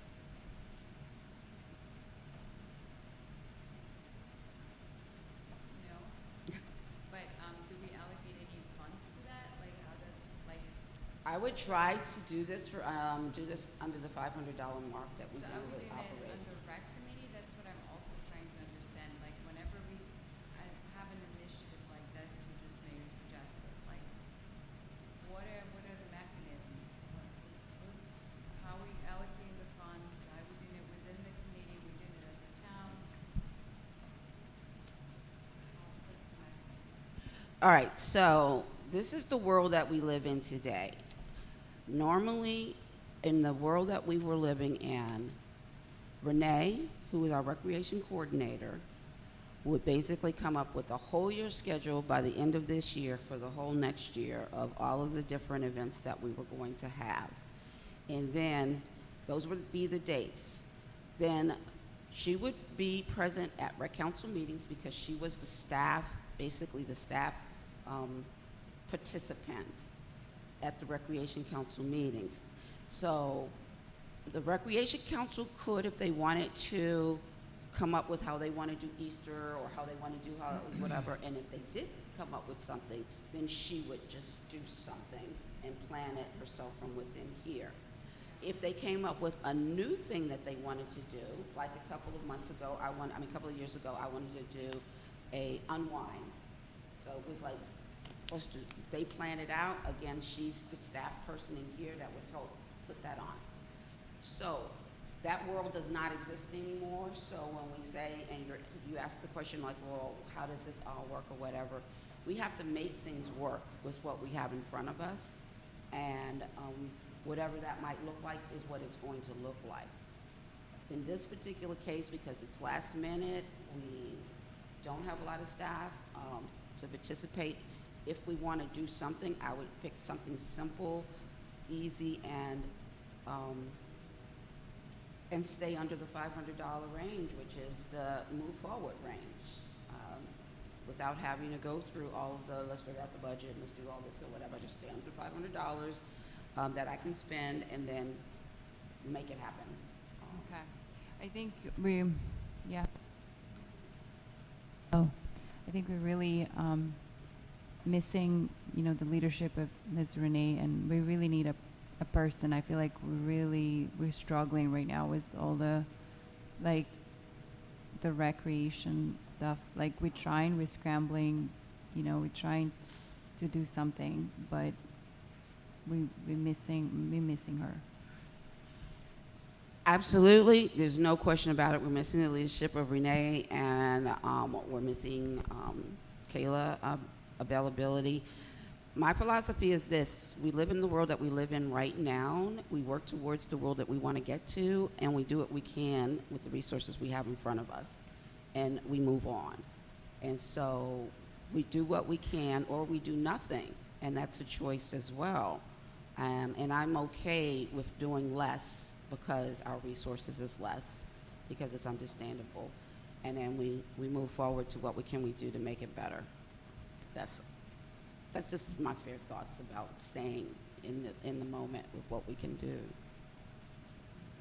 So I don't hear any objections to it, but I hear what you're saying and what we want to do going forward and where we want to be, and we're going to work towards getting there. The next thing on the agenda is I just want to mention to you guys, you might not be aware, but November is Municipal Government Works Month. And basically what we have to do is demonstrate. Usually it doesn't have to be anything fabulous. A lot of times it's just saying to people at a meeting, municipal government works, but having examples like some things that we're talking about, or if you guys do individual things where you can actually testify, if you will, at the meeting next month, something that would not have happened if we were not a municipality, and we have that on tape, and then our tape becomes our evidence that we were really pushing municipal government works. So I just put it on there so you guys are aware of that. That is something we have to do as a part of our Banner City certification, and we do something every year on that one. So moving on to where it says Community Resource October event, and then it says Harvest Fest, those actually were 2 line items instead of 1. So it just got typed in somehow as 2. So the event. So we're doing something with Bladensburg, is that right? Yes, ma'am. And when is it, or a date? So I got a call from Mayor James over the weekend. It was a short call. Mayor Gant or Mayor James, I'm sorry. Got a call from Mayor James over the weekend. It was a short call. She basically explained to me that The 16th of October was the date that she projected for the virtual forum, like the panel, but the day was switched. So she's going to separate the English speaking and the Spanish speaking virtual panel to the 27th and the 28th. And that's due to their weekends being kind of kerfuffled because of all the October events they have going on, as well as it getting closer to the holidays for people, because she was thinking of moving it to November, but she wanted to get the most participation from it. So the virtual event's going to be the 27th and the 28th, and then our event that we'd be doing here is November 13th, the one that would be at the town hall. Oh, okay. And so how do we participate? I mean, what kind of, how are we helping or participating in the event that they're doing? Which one? So I assume the 27th and 28th are the same, but one is English and one is Spanish? I'm just saying, what are we contributing? Well, as far as the virtual panel, I'm not sure of the resources we have towards domestic violence to have someone come and speak on the subject. Personally, I left that to them because they had people on call already that already are part of that program that they did before. So let's say the radio station host, what was his name? His name slips me right now, but that was a person that came and spoke about his experience, and I was like, that's a really cool person to have come out. Like, that's someone that someone would know. And as far as the police force, I feel like us having our force a part of the conversation will definitely benefit it. But beyond that, I didn't project too much into what they were doing because the entire scene there was already set up for us. It's like we had. So would they be putting our town seal on the material that they have? Yes, ma'am. Okay, and so you would be asking the chief to participate in the panel? In the panel, yes. Are they having any meetings or any organizations? Yes, we're trying to plan one this week. That's what basically our short conversation was over the weekend because I was pretty busy.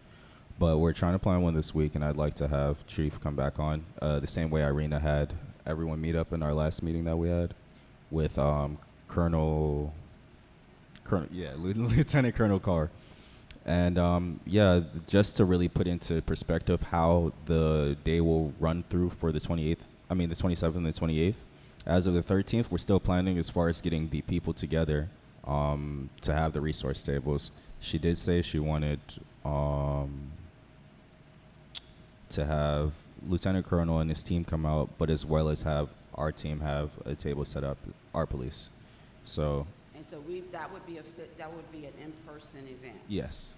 So are you envisioning it outdoors or like in here? She asked us if we could use our beautiful town hall because it's bigger than the space that they have there. But seeing as we have the COVID stuff going on, and I would assume they would like to have it indoors if it was possible to do it outside in a way that would present itself well. I wouldn't be opposed to that either. But if you'd like me to pitch it to them, I could. I kind of know what she's looking for is the here. You know that's what it is. I mean, I assume that when we can funnel people in, we can separate things out. I mean, last Christmas we did where we had like two came in at the same time. They went this way and and so we only had two people in to get their toys for whatever size they had or whatever. So I mean, we can funnel people in, and that was before vaccine happened. That's true. We were able to pull that off pretty good. But yeah, so if you guys make sure, so what was that, November what? November 13th, and October 27th and 28th. And so who you're working with about what kind of resource tables we're going to have? As far as? Like if we're doing it in here, we're going to have somebody with domestic violence, right? Who else are we going to have? We're also going to have job stations as far as people that were trying to sign up. Like from the Economic Development Corporation? I said it in the top of the meeting, but I would reach out to Reverend Addison because I'd like for her to come out, and as well as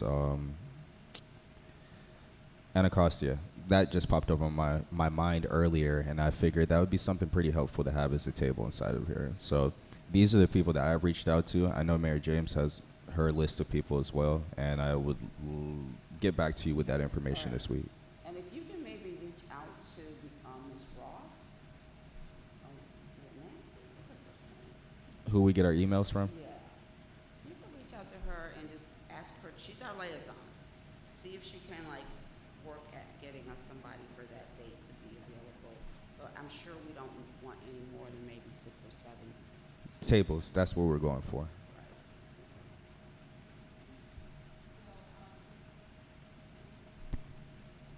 So yeah, I did also have conversations with Mayor James during the conference. So it seems like we're trying to maybe limit the panel to 4 people because then it is manageable to have people, the well-respected people, to come and speak for at least 15 minutes. That will be, or even 10. That's going to be 40 minutes, and leave some time for Q&A. So this will be just one of the panels with the Lieutenant Colonel Carr's office, but also I reached out to the Department of Family Services, Domestic Violence and Human Trafficking Division, and they did give me a lot of resources. I have physical resources, and invited them to participate with us, either at the round table or be part of the resource fair. They also have an event that they forwarded to me. It's called Girls Talk Love United at Queen's Wharf, a virtual domestic violence awareness discussion that is coming on October 17th. So it's coming up this weekend. They have a flyer. If I can send it to our staff, to communications officer, our chief, and we can also spread the word in the community. So it seems like this is targeted specifically for young women, and this is, I think, will be a good to spread the word, since we're, trying to do a few things in the community on the issue. Having this conversation with Mayor James, this is just one of the events, and we've talked about it. We would like to continue discussing the same issue, and maybe in the future bring panels of service organization and providers that crisis shelters or hotlines, and so engage other stakeholders maybe at a different level, a different panel. I mean, well, that sounds like kind of what the November thing would be, is with the multi-resource center. But it sounds like, from what I'm hearing, this virtual event 27-28 still is basically focused on domestic violence. Yes, ma'am. To piggyback what Councilmember Hobbs is saying, the virtual event itself is more so about shedding the stigma and creating vulnerability inside of the stores, so that people are able to address the situation with less fear. The way that Mayor James explained it to me in our last call that we had is that you start as a victim, but you're creating a path to a victor inside of the conversation. It's building that confidence inside of yourself to know that your situation isn't because of you, but it is determined by your actions. So, yeah, that's the virtual conversation for the most part. Well, I mean, I'm fine for everybody to do this, whatever. I'm just hoping you get an audience, because I think it's a hard thing to get an audience. I mean, what am I going to be? I mean, do I got to go hide in the bathroom somewhere? I'm going to do this while I'm on the bathroom, so that whoever he is can't see that I'm on this call about this? Because So we need to promote it. on this call, I mean, Yeah. I've said it many, many times, but the minute that becomes the time when these people get an opportunity to get the help to become victor is after they have left, and not while they're still there. So, but you do what you can and see what you get. I was going to say, I agree with your sentiment as far as, a person being inside of their home, inside of the situation, and trying to have this discussion. It would definitely be difficult. I guess the intention is that we create enough awareness or enough promotion for it, that when that date comes and arrives, you would make time to have the conversation, or to find a space where you could have the conversation. But yeah, that definitely comes in the promotion and awareness. So if we don't have the flyers out or the information anywhere, how are we going to get the people safely inside of somewhere to do it? And so, just to add to that as well, we're not only trying to target people who are experiencing and the victims of domestic violence, but maybe somebody who knows of a person who needs help And also, it's important to work with kids, with children, those who are living at home. That is, that when they experience or see the abuse or violence, that they should be able to recognize it. So, you know, so yes, so building awareness is not only just with trying to help, you know, people who are victims. I understand. I mean, I understand. I totally understand the storyline and what it is that you want to accomplish with it. Being heard is another different thing altogether. It's a blind spot. But carry on. Let's do what we can in what we have. I will make a suggestion for the future in looking at this. If October is the month to do it, is try to do, because women are generally the most commonly abused, is to do a woman's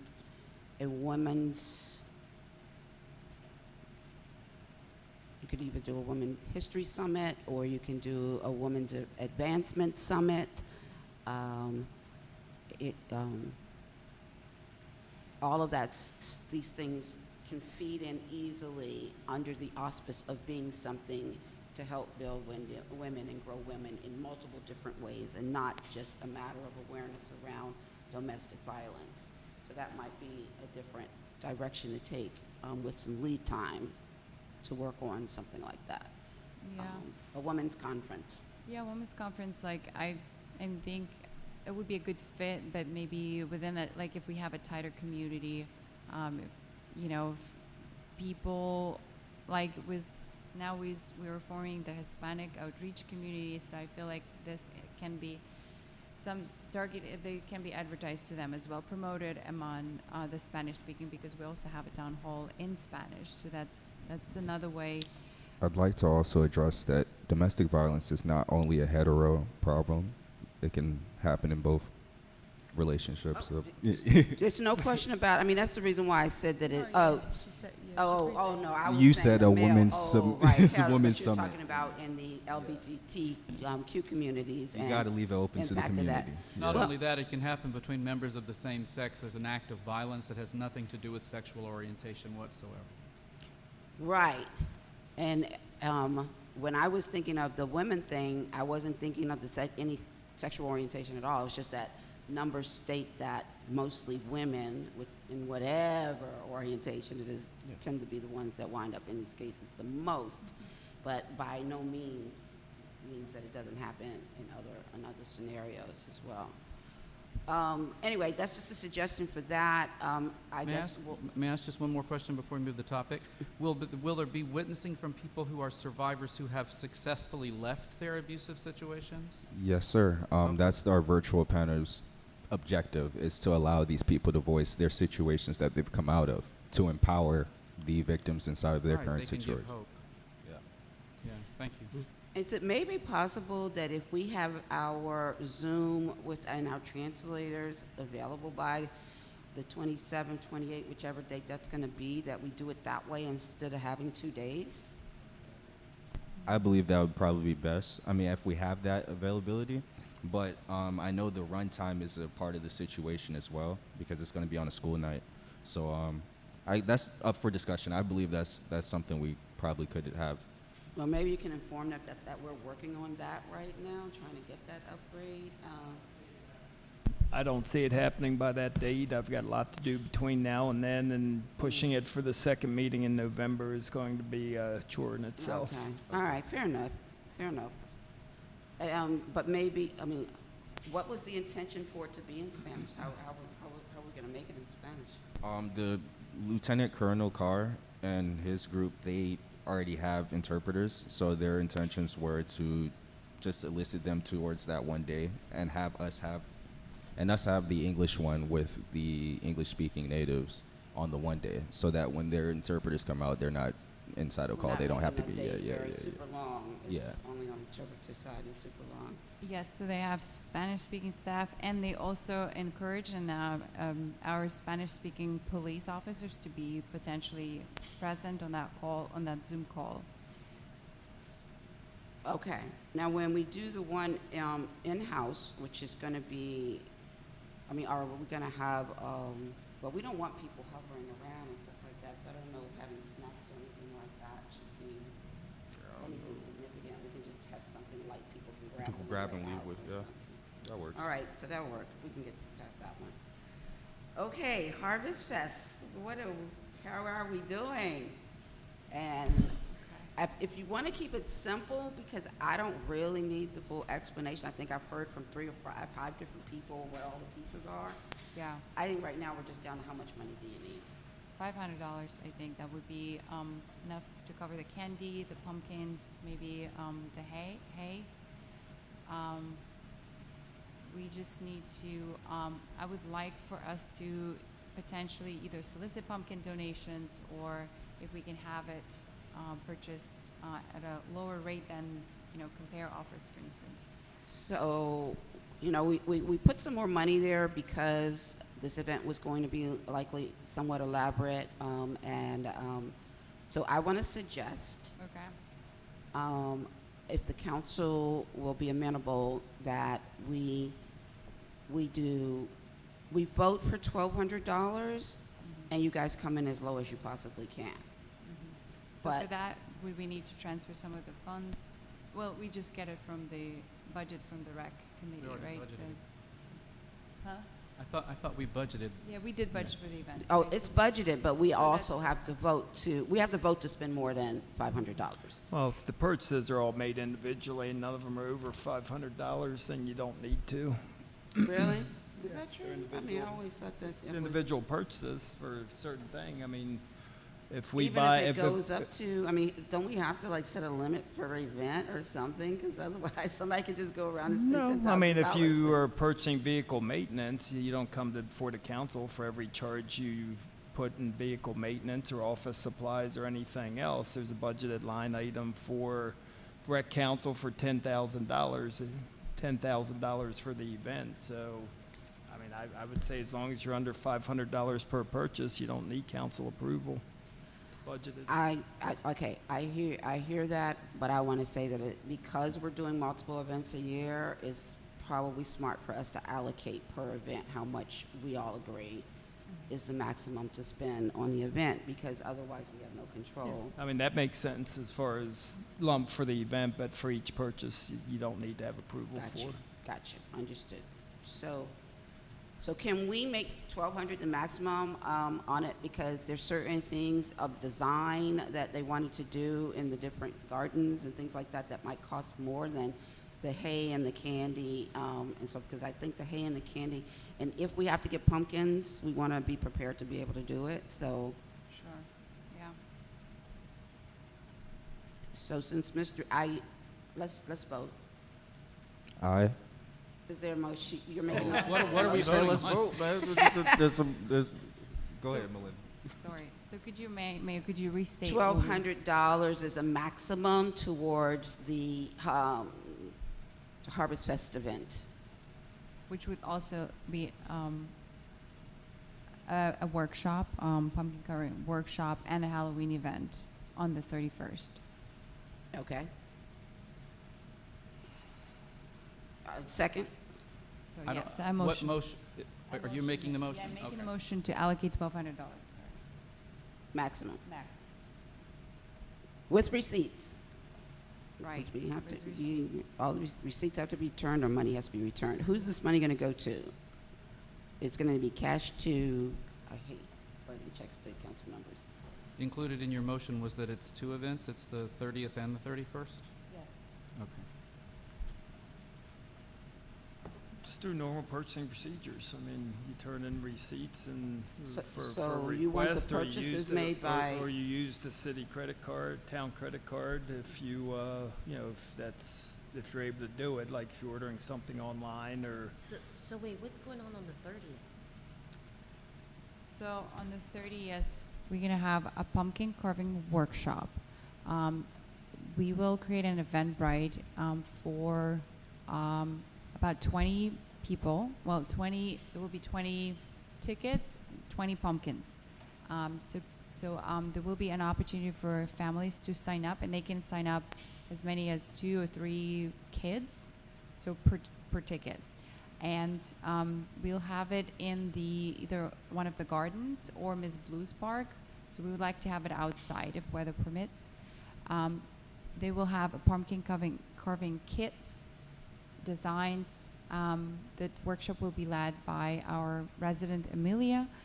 So these are the pumpkins that will be displayed at the Halloween event the following night. So we'd ask the kids to, to leave the pumpkins or maybe to bring them back. And potentially, as an idea, we can vote on, the pumpkins, or people can vote on the pumpkins, have a pumpkin contest or something. Yeah. So that's just been still circulated. But please join us on Thursday at 6 p.m. and I hope we can get the email out tomorrow, hopefully recruiting more volunteers and families to come and join executing this event and help. You want a text message, just to make sure you... Say again? You want to do a text message. Well, what I hear, a text message costs us money, so that's why I'm kind of not sure what would be the best recommended way of Facebook or email. That doesn't cost us anything, right? But the text message does. If And you're is that- doing an event, you want the participation, it's only going to our residents, so it's not like it's going all the way out. I would spend the money on at least one text message for the event. Okay. So yes, well let's move with the text message then. But I mean, if we talk about on a separate subject, how effective were they in their past, surveys that we did? It's really, we always have to come back to what's the appeal. Mm-hmm. On some surveys that we did, like for the census surveys, we did great on shooting a text message out. I mean, even like a night before, the next day, I had a whole bunch of people responded.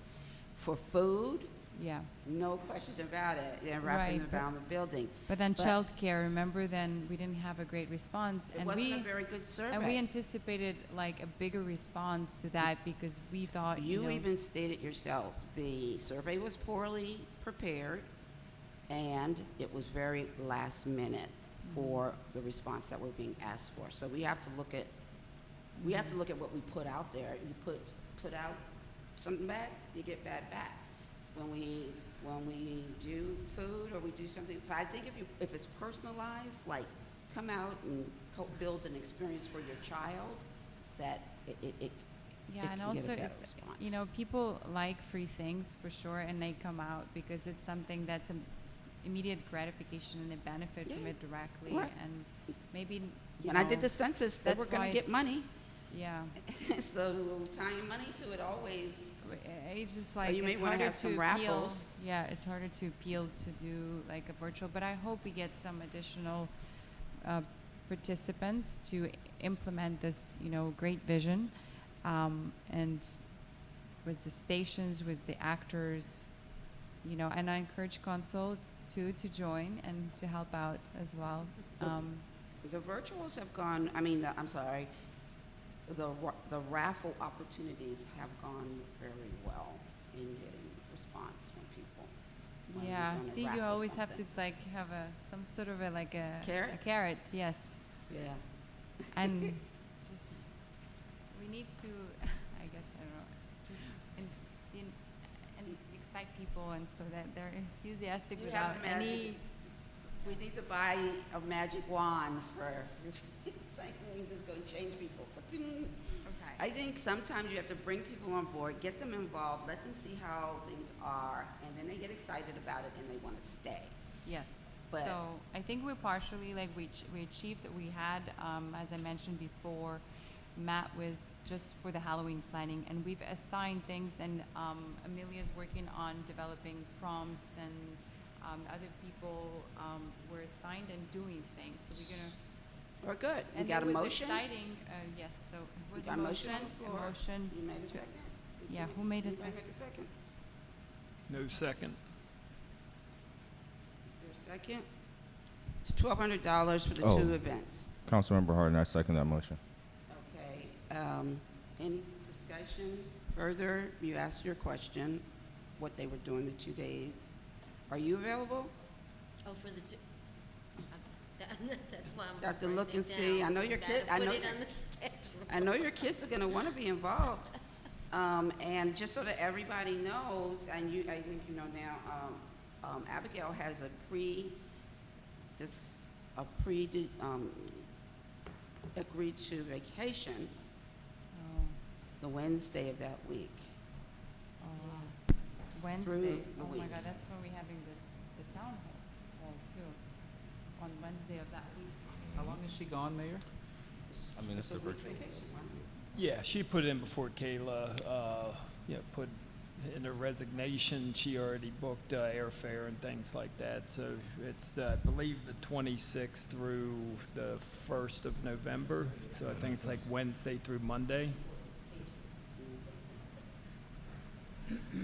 I got a question that, it's just a Halloween question, it's probably kind of out of order, but trick or treating, are we doing, endorsing, or gonna have recommending, not recommending? I mean, we And- don't, we got rid of the band several years ago.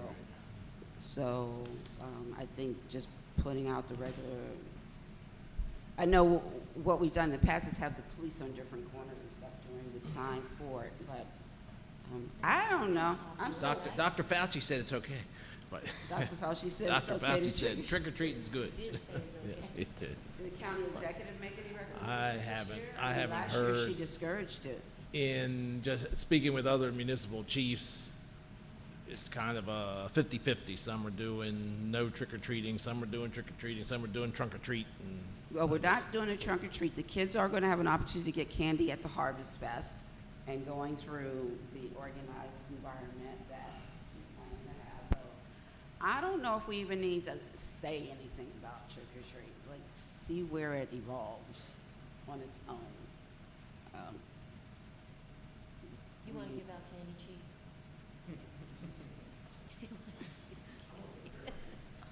But, you know, just so that you stay close up and personal with the schedule they're talking about with the carving, and then also the next day with the actual tour, or whatever you're calling it. Is it a tour? Let me look for the name. I think it was an official name. The dates Abby's out's the 27th, which is the Wednesday, through the 1st, which is Monday. I think it's called our Spooky Parks, but it's not, the name is not finalized yet. Okay.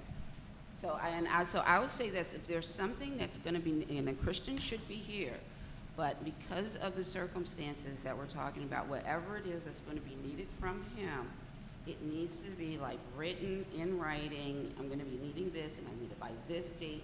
And so he's able to coordinate what he's going to do and have deadlines. And the sooner he has that, the better.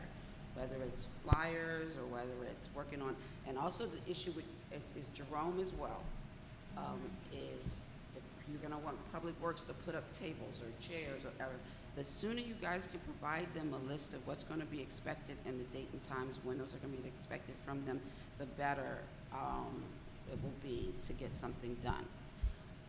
And like I said, I'm sorry, what's that gentleman else working on Saturday? David? David is on Saturday. Yeah, if we could switch David to Sunday, and is he working 8 hours on Saturday, or is it like? I think he does 6 hours a day? He does 4 hours a day, but I've actually asked him to work full-time this week and possibly next while Mr. Gorham's out. Preliminary, if we could request the switch, So if we Saturday can, to but Sunday. you want to see if he can be here on Sunday instead of Yes, Saturday. The 31st instead of the 30th.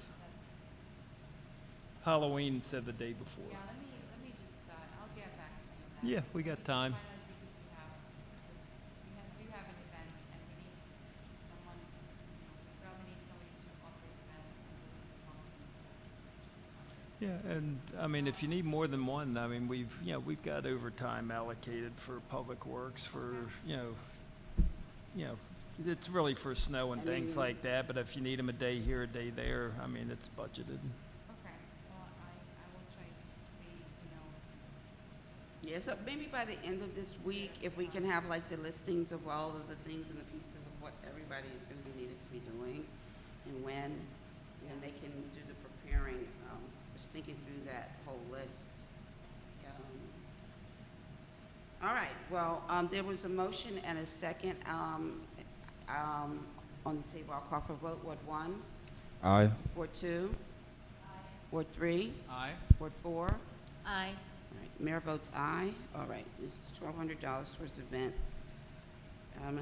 Let us know if, now checks are usually written on Tuesday, if it's anything that you need to have a check written towards. Otherwise, there's the credit cards that you can have somebody order an item. And also, if I may ask, is Miss Renee, can she be, available for some of this work, or she's not available right now?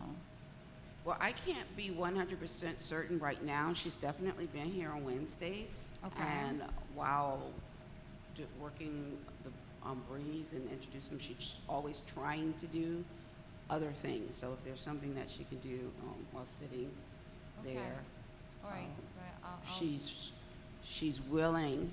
okay, I'll just reach out to her and see how she feels. Yes, that's the best thing. All right, thanks for that. And so last but not least, I suppose, but it's the community engagement and Hispanic outreach resolution. So I found a fairly generic resolution about community engagement that I submitted to, sent out to Monica. And then she's put some things and changes in here, things that she was interested in. I will offer my thoughts. My intention is from whatever it is that we put, any thoughts that we might have, and we're going to send this to Mr. Barr. And then we're going to have Mr. Barr to go through it and make sure that everything here is something that's workable and something that we can be comfortable with in the organization.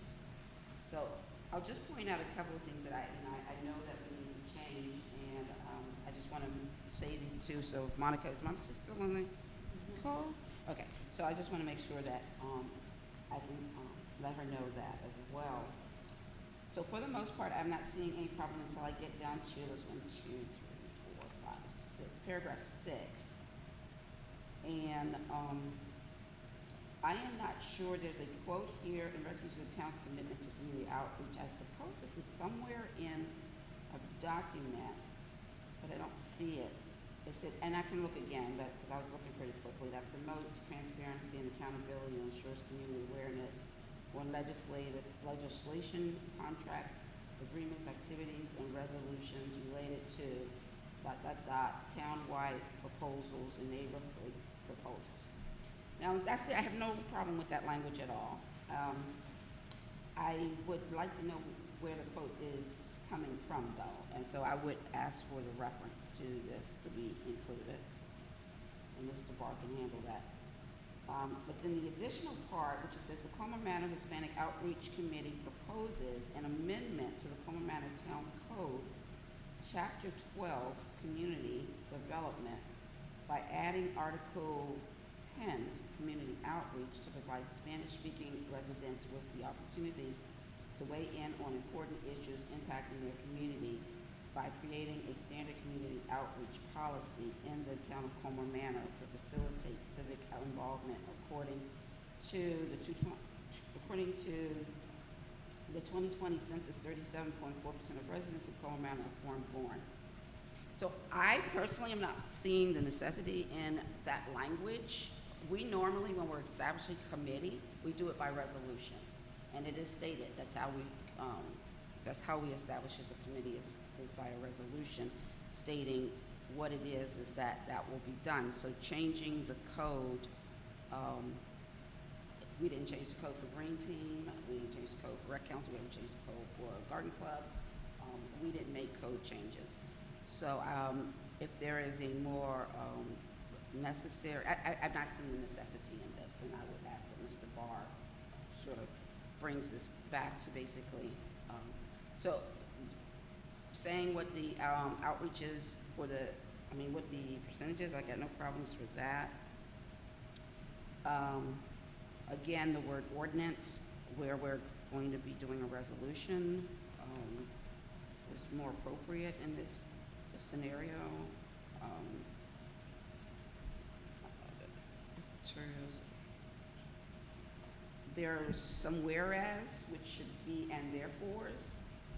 So where it's saying here, language access, public materials such as application, blah, blah, blah, blah, blah, and providing public, that would be a therefore.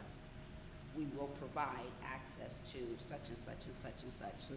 So this falls more under a therefore, and I think Mr. Barr can pull those things together and get this sense of where we're going with this. On the second page, again, I see the reference of an ordinance. So now and therefore it be resolved from the first paragraph that the town of Colmar Manor and administration agree to the following provisions. A yearly budget will be considered, which is what all of our other ones I believe say. So there is no guarantee an allotment is made for any committee. The council has the right or non-right in order to allocate it because it's going to be based on, did that committee provide you a budget? If they didn't provide a budget, then we're not voting on a budget to say we're going to allocate an amount for that. I don't really have a problem with the line item. I think we have a line item for the other ones, don't we? So I don't have a problem with that, even though I highlighted it. Translation of the town website, that would allow residents access to the information in English and Spanish. They got a pause on that one. I think that maybe we can consider it once we have got through what we're trying to work on right now, to see where we are on that. But until we are actually budgeted for and making a decision to upgrade our website, we're not in a position to do that, so I don't think we can add that. And so I think some of the things that are bulleted on the first part need to be back here on the let it be resolved as.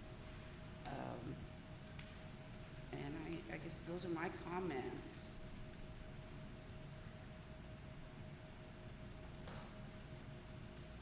And what we can do is, I'm going to send mine, so you guys can send yours to Mr. Barr on any thoughts that you have on it, so that we can make some decisions in November of finalizing the resolution. Is that a good plan? Yeah, I would need some time to look over this to find my. Can we commit to a date to get our thoughts to Mr. Barr?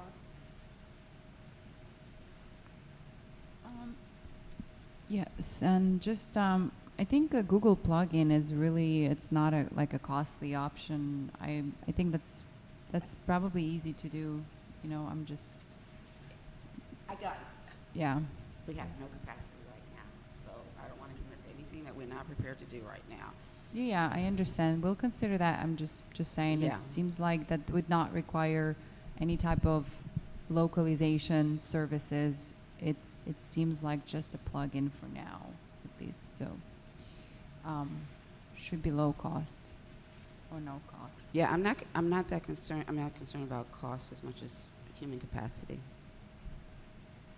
Right. I would like to hear from Mr. Barr before I make any comments. One question I have, though, is I agree with most anything that they're asking for here. My question is, does the resolution need to get specific about requests from the town, or does it simply establish the committee, and then the committee creates a set of bylaws which then it operates under, and then they submit proposals to the town requesting certain things? Like, could you use general language like a committee created for the purpose of encouraging linguistic and cultural outreach from the town of Colmar Manor, and then get specific in your specific requests to the council after?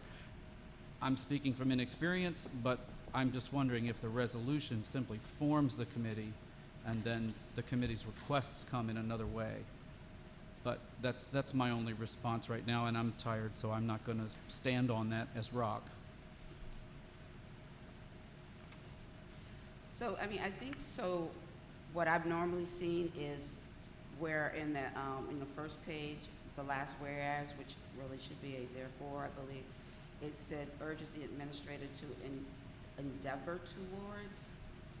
So using general words like that, it's like it's not committed to do, is to allow for the committee to say its purpose, why, what it's asking for. It could be a little bit more vaguer, but even like the budget, like where they wrote a yearly budget will be allocated to the Hispanic Outreach Committee, that should just say a budget will be considered by the council to support the outreach committee. It means at any point in time, this council or any other council can go like, you know what, I really don't want to fund that thing, and have an opportunity, still leaving the council in charge, because that's critical, that the council's in charge. So I agree, nothing should be written in this resolution that says that anything will be definitively done, except that the committee will be created and supported by the council. Mr. Barr is kind of really good at weeding down on that kind of stuff. And then we can see what he does for the work session in October. We'll see if he can get it to us before the work session in October. November. I meant November. I'm trying to add another month to the year because it's just flying by so fast. It's true. And so can we commit to a date to get any thoughts to Mr. Barr and Councilmember Bowles? Feel comfortable calling Mr. Barr about your thoughts about this? I'm sorry, I can't hear you. I said, feel comfortable about calling Mr. Barr about Oh, I do. the resolution in general.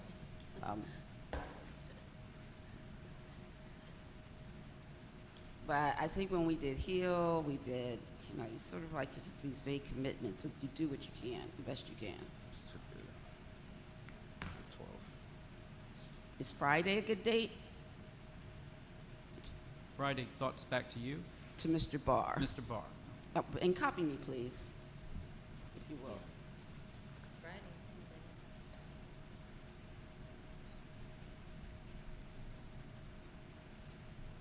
But you should probably only copy me, because otherwise we're having a meeting.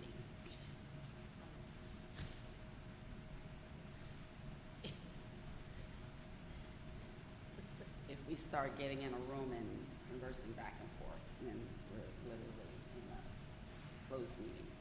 Or, yes, a closed meeting. Okay. Is there anything else for the good of the order? Can we go to a quick closed session A closed session? to discuss a personnel issue? It says on the agenda that one will be called. Somebody must not have changed it from before, but you're asking for that? Yes. Or you're just going by the? No, I'm asking for one. Oh. Okay, so is there a motion for us to adjourn this general session and go into a closed session? Councilmember Harder, make the motion as stated. Is there a second? I'll second. Councilmember Mendoza. All in favor say aye. Aye. All right. We are now in a closed session, and we'll be removing mics. We'll return from the closed session after conclusion for any action.